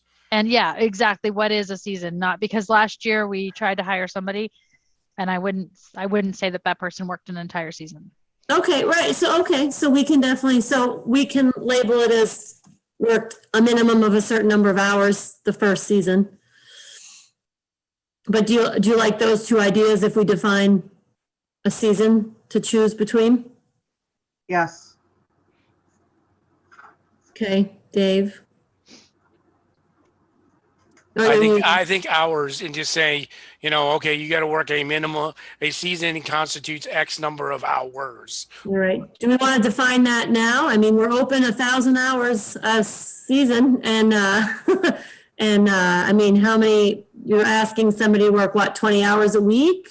That's how many days for a lifeguard? 2 shifts a week for July and August. So you figure that's 16 shifts, right? For one month.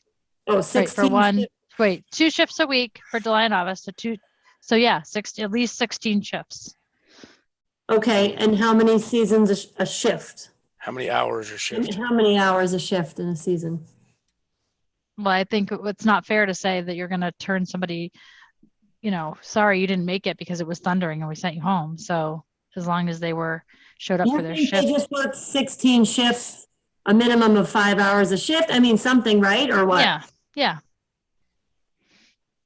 16 shifts worked, minimum. I mean, somebody should be able to work 2 days a shift, right? So that would be a minimum of 10 hours a shift?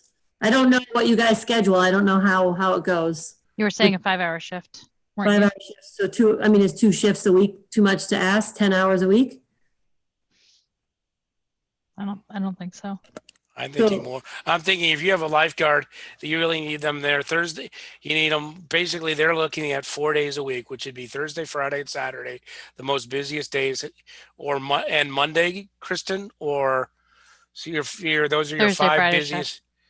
You figure those are your your busiest days. So if you have 4 days and in those 4 days, if you can't do 20 hours, then I figure it's 20 hours a week times 8 weeks is 160 hours. So I could call it 150 hours minimum over the course of the season. Does that sound good? Is that a good definition for a minimum? Pam, do you like that? I do. Season, 150 hours a season? Okay. Yeah, that's good.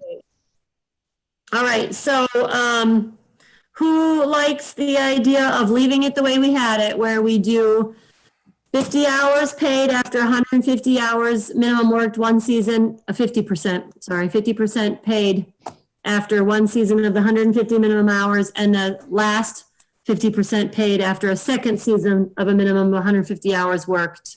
Who wants to leave it there and just see? I do. Like that I one? want to leave it at the 2 seasons. Because after 2 seasons, maybe they find that they really like us and they're going to come back for a 3rd season. Okay, all right, Dave? I'm good with that. Okay, I like leaving it with the 2 seasons and having the seasons defined. John, any comments? Nope, that's a park decision. Okay, all right, so we will leave it at 50% after the first season and with a minimum of 150 hours worked during the season. And obviously this is all on the course passing, of course, or we can't hire them. And then the 50% remaining at the end of the second season of 150 minimum hours worked. Is this a document that these kids sign? It can Will be. be. Okay. We can make it, yeah, I don't know if it has been before, but we can make it, I mean. I think it's a good CYA just to document it so that there's no doubt about it whatsoever. Because I tried looking in past records and stuff like that, so. And they would sign that upon probably either at taking the course or being hired or something like that. Prior to starting the course. Okay, Or prior to being hired too, if they've already started the course. I'd love it if we had somebody that came to us and said, well, I'm in the middle of the course and I want to apply. yeah. Okay, Can we, on that note, can we put another Facebook blast or whatever about the need for a lifeguard? we could advertise the 50%, we could advertise the reimbursement. Yeah.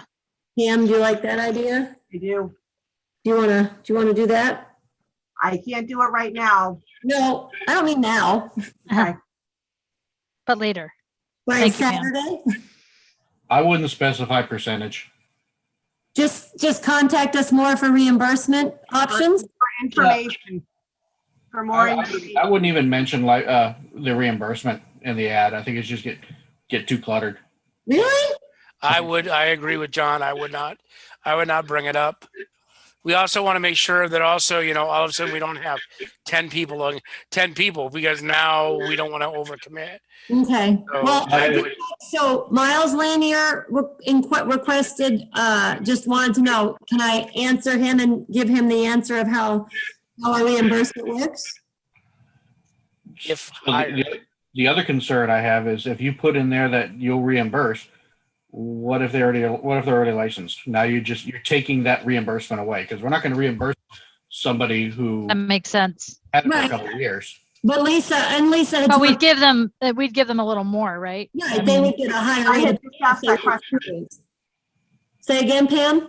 I had just asked that question. What if we had someone who was already a licensed lifeguard and they came and applied? What would we do then? Because they don't need the reimbursement. And Naomi said, well, that would come back to your pay structure. Right, Exactly. and I mean, it would probably be per person. How much experience do they have? How long has it been since they passed their course? Have they been at other places? Right. All right, so when we just put our ad out for lifeguards, we will not talk about the reimbursement, but we can just advertise we're looking for lifeguards. I was specifically asked though by Miles Lanier, so I will reach out and just let them know because they're interested in taking the course. Does that sound good? Anybody have any qualms about that? No, I think that's okay. Okay, I just don't want to advertise it because I think that's just going to muddy the waters. No, you have a good point. I didn't think of it that way. So that's a good idea. All right. So by Saturday or Sunday, Pam, you'll be able to put up like Oh, an ad? definitely. Okay. All right. So is everybody good as far as lifeguard? What do we pay lifeguards? Because as soon as Pam puts the ad up, that's the first question. How much do you pay? Is there a minimum age for lifeguard, Pam? I think they have to be 16 to take the class, or they have to be, before they're certified, they have to turn 16. Okay. Pay is based on experience. Pay is based on experience. I like Is it. there enough- We pay I above like it. minimum wage. Okay, that's fine. All right. I still want to know how much we pay lifeguards. I think but- we paid 12 or 13 last year. I think it Janine? was 15. It was 12. Janine, Yes, Kristen? I'm on the Red Cross website right now, and I would like, as a devil's advocate, and you can tell me that I'm out of order because I'm not a member of your board, but speaking to you more as a member of the public, the minimum age requirement is 15 per the Red Cross. Okay. You have to turn 15 on the last day of the course itself Ooh, to be that's young. considered for testing. The next thing is, I think that while everybody has said all these great things about 2 years, remember that lifeguard certification expires, and I believe it expires every 3 years. And so one of the things that I remember about George's decision to not renew with us after his seasons was that he was up for recertification and he couldn't see putting out the cost to recertify at that time. So that's just me being the devil's advocate. So do you mean so you mean he would have had to have upfronted the cost and he didn't want to wait for reimbursement because he would have been applicable for reimbursement even for recertification? I think it would have been nice for somebody who's already been there for 2 years. We might have a consideration that consideration might be different. Hey, you've already worked here for 2 years. We could address that separately If they reached for an out. existing. That would be that would kind of be a different base. So that's something that we could address because too, I would imagine, if someone, do you think, Kristen, you think that he would have stayed on if we were able to reimburse more upfront? I can't speak to that specifically because I just know that his situation was he was leaving us to go to school. And so I think that when we looked at the cost wise, knowing that he was going to be a brand new college student and the idea of having to put that out maybe was just something to stop and make him reevaluate the situation. Okay, I see what you're saying.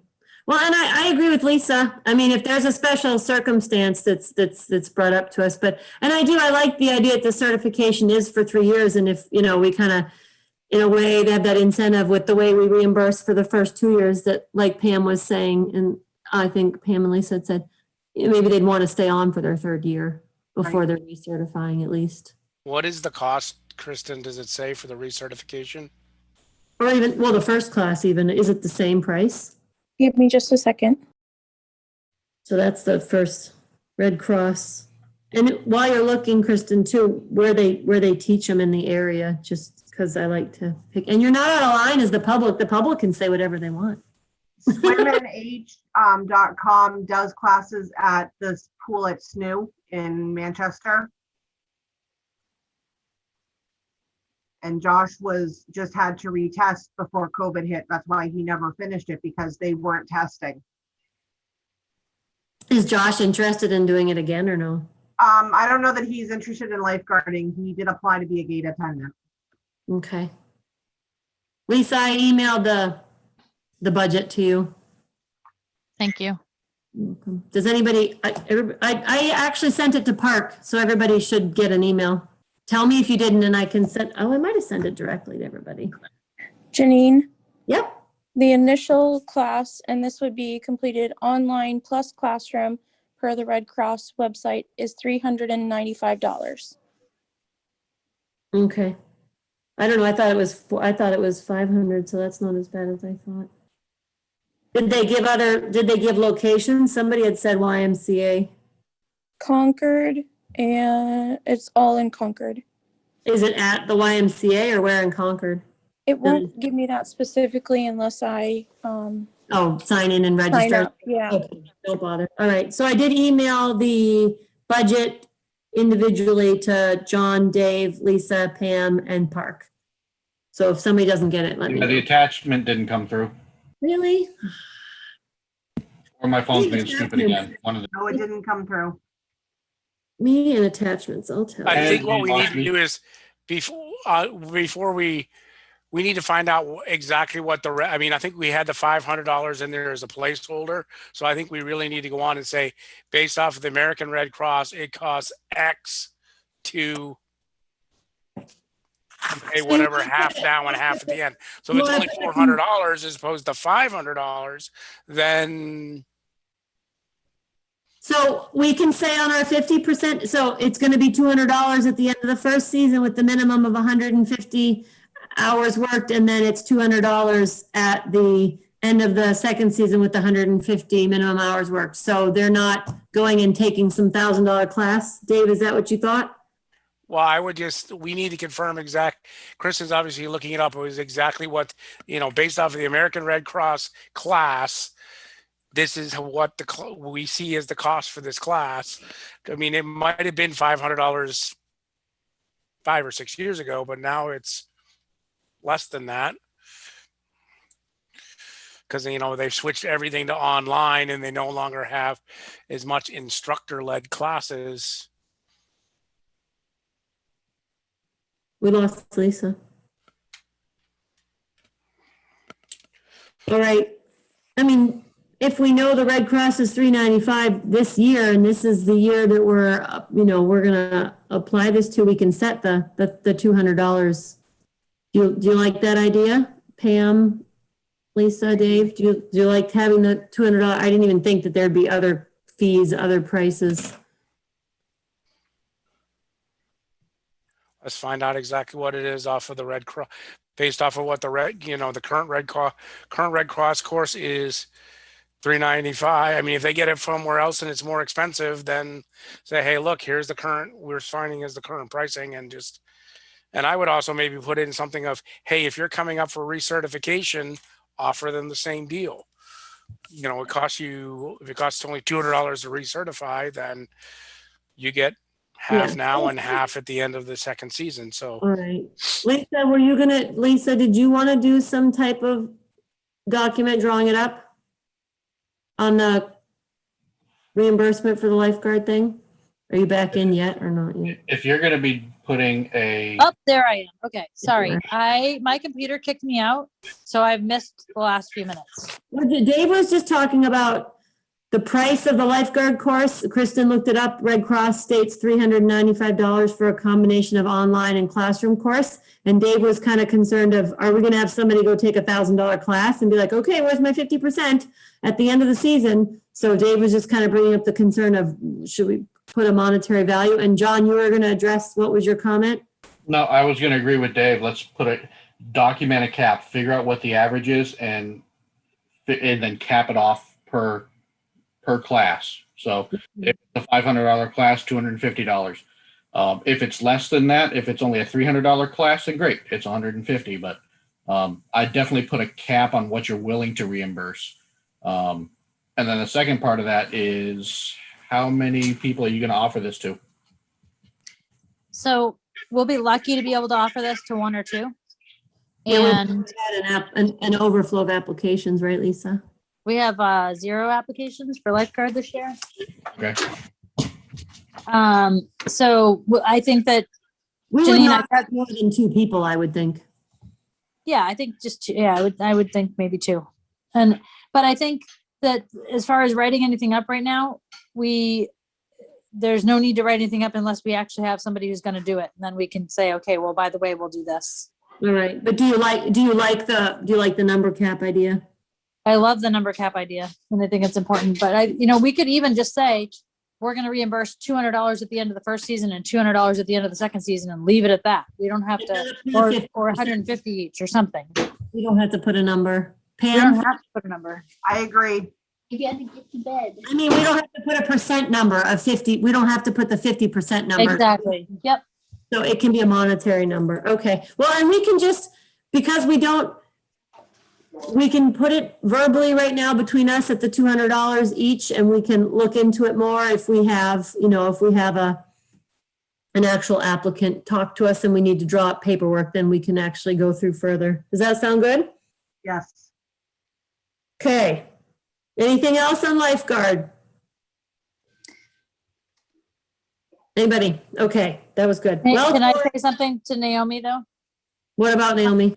Naomi, I'm gonna try to join back on my computer now that my computer's back up. Is that all right? Because right now I'm on my phone and it's not a good scenario. Yeah, that's fine. I re-emailed everybody the budget. Let me know if you got it, please, when you get a chance. Yep, I got it. Okay. I sent the attachment directly. So on Karen's Bible, the well needs to be chlorinated in April at Chase Park. I don't know if Lisa can hear me because she's switching devices. This is kind of her gig. I'll wait till she gets back. I like Kristen's sunflowers, but I don't get to see her smile. Sorry, with both of us trying to draw on the Wi-Fi, I lose the signal if I'm not just a picture. That's all right. That makes sense. Lisa, so you're muted. So Karen's Bible talks about the well being chlorinated at Chase Park before we open. Yeah. Okay. Is that something on your schedule to start talking to them in April? She said they always went to Capital Well. I don't know if you might want to call Kentucket. They're better priced than Capital. Okay. At least compare the two. So is that something you can line up? Yep. Okay. Kristen, questions or concerns about having your staff do resident intake? So every time somebody comes in, whether they have already purchased a pass or are purchasing a pass, that we stop and we denote their pass number when they're visiting. So and the day's weather, things like that. We want to have a more accurate reading of how many residents are coming each day versus out of town. And once they buy a pass, we just kind of let them in. We'd like to do the stopping every day, even if it's the same person, go over a few of the rules, but marking down in a daily book what pass numbers are coming, how often. Do you have questions or concerns about that? Does that sound feasible?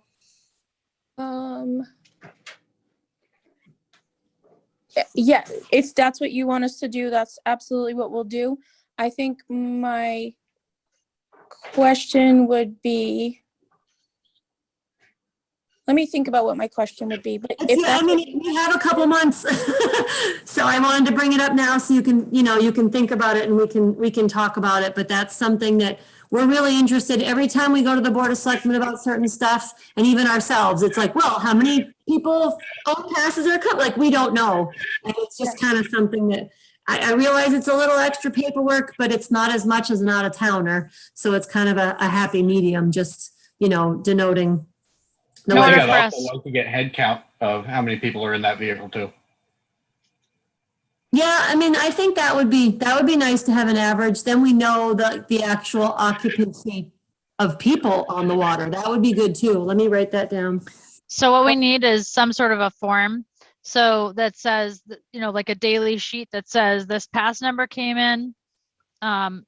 Here's the date, here's the pass number, here's how many people were in the vehicle. Yeah, just a quick couple lines to write out. All right. You can have questions anytime, Kristen. So the next thing I had on there was Sea Light got back to me about the buoys. They're ready for pickup. I don't know if we want to get them sooner rather than later, if we want to store them at Chase Park or if we want to hold off a little. He did say, hang on a second, I have official paperwork here. He did say that a full-size pickup truck is recommended because we do have a number of them and they are quite large. So I don't know if Dave wants to be voluntold. Am I getting voluntold?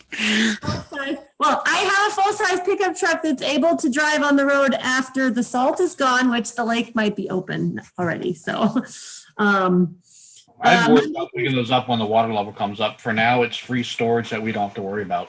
Right, and he's fine. He had no problem holding on to them. That wasn't a problem. And I don't know. So that's a good point. I didn't think about that. It's better to put them, it's better to put them in after the water level's up because they get put in by boat, right? Okay, so. We're probably gonna need separate brick anchors for those, because I know we usually put them on concrete blocks, but we may want them on their own separate anchor this year, and hopefully people won't go out and hang on them, because I know we were watching people last year hanging on the swim lines and dragging them in. We may want to get just overall more anchors to drop in to keep the lines where they belong. So were they like tied around through a cinder block? Was there like rope through the hole of the cinder block? Did that work if people left them alone? It does, but we need to replace the rope this year. Okay, the ropes just for the buoys, not the swim lines. Correct. Okay, all right, so they're open Monday through Friday, 9 to 4, full-size truck will request. If we're looking to go closer in May, then it should be I might be able to do that as well, Dave. We can do it in May, it's fine. Just Okay. Lisa? Kristen and Dave, that if I'm remembering correctly, and I just want to make sure I have this correct, it's that like yellow coated, like plasticky rope, right? That ties the anchors to the buoy lines. Yes, but if we could get something that's a little bit more sturdy than what we were left for last year before you came on, that had a couple that came loose midway of the season, and it wasn't because of someone hanging on them. As far as we can tell, it was just they came loose. Well, the ropes are going to rub back and forth, and for all I know about concrete blocks, they have a really sharp, rough edge, and it's like you're literally sawing it back and forth with a knife. Do you think that Safe Sea Life, the people that made the buoys, might stock that kind of rope to go along with it? Possibility. I mean, I could check in with them and see if they have like special marine. I think what was left there was really thin. The anchors. What were you going to say, Kristen? I wasn't saying anything. That was Dave. Sorry. Well, no, I heard Dave say maybe they have the anchors too, but did somebody else chime in? Oh, that was me. I think that the rope that was left there was just super thin. It was really, really cheap. And I think it had also sat. It had What about also stainless steel cable or chain? Harder to store though, I guess, because we have to take them out of the water before the ice. The cable would be harder to wrap up probably, maybe the chain, I don't know. I mean, those are ideas I can ask. So I could just email Jason and say, what does he recommend? He may not sell it. Maybe he has recommendations. Cable, chain, ropes. Dave, so anchors, ask him about the anchors, Dave. Was that your other question? Beyond just doing like a concrete block, maybe?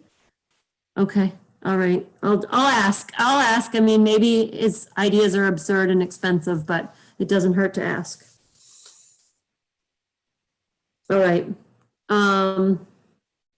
Okay. That was that. So unless anybody else has any other really big things, we can move on to Lisa's shining moments of applications. I'm kind of down at the bottom of the list now. How is everybody feeling about it? We need to go to non-public. We need to go to non-public. Yes, that's fine, but I want to make sure we're all set before we close public. Yes. And okay. So we need to, then we're not going to come back out of, we're basically going to just end the meeting after our closed session. So what do we need to do as far as stating that so we don't have to come back? Do we have to come back out just to close the meeting publicly, or can we close before? How does that work, Naomi or John? No, if that all the business you're going to conduct for tonight. Okay. Right. So then you make that you're going to go into non-public, and then you're going to adjourn after the non-public. Okay. Pam, do you know the RSA? Do you want a motion for that? I don't John know. knows the RSA. John knows the RSA. John, do you want to make a motion? Well, I'm not quite sure. This is going to be for what, discussing specific? We're gonna name names. This is personnel. Okay, so Naomi, this would be B, correct? No, B is hiring. A is promotion or demotion. C is reputation. Well, we're kind of talking about reputations at this moment, I think, yeah. Yeah, I think so. All right, so I guess it'd be 91. I don't know. I know it's 91A, Roman numeral 3. 91A, 3, Roman numeral 2, small c. That's the motion. Did you get that, Pam? 91A3. Yep, and then Roman numeral 2 with Yep. a small c. Okay. And then you have to second, I second the motion. and then you have to roll call individually. All right, so Dave, I agree. Pam, I agree. Lisa, Aye. Janine, I. John, you voting? Yes. Okay.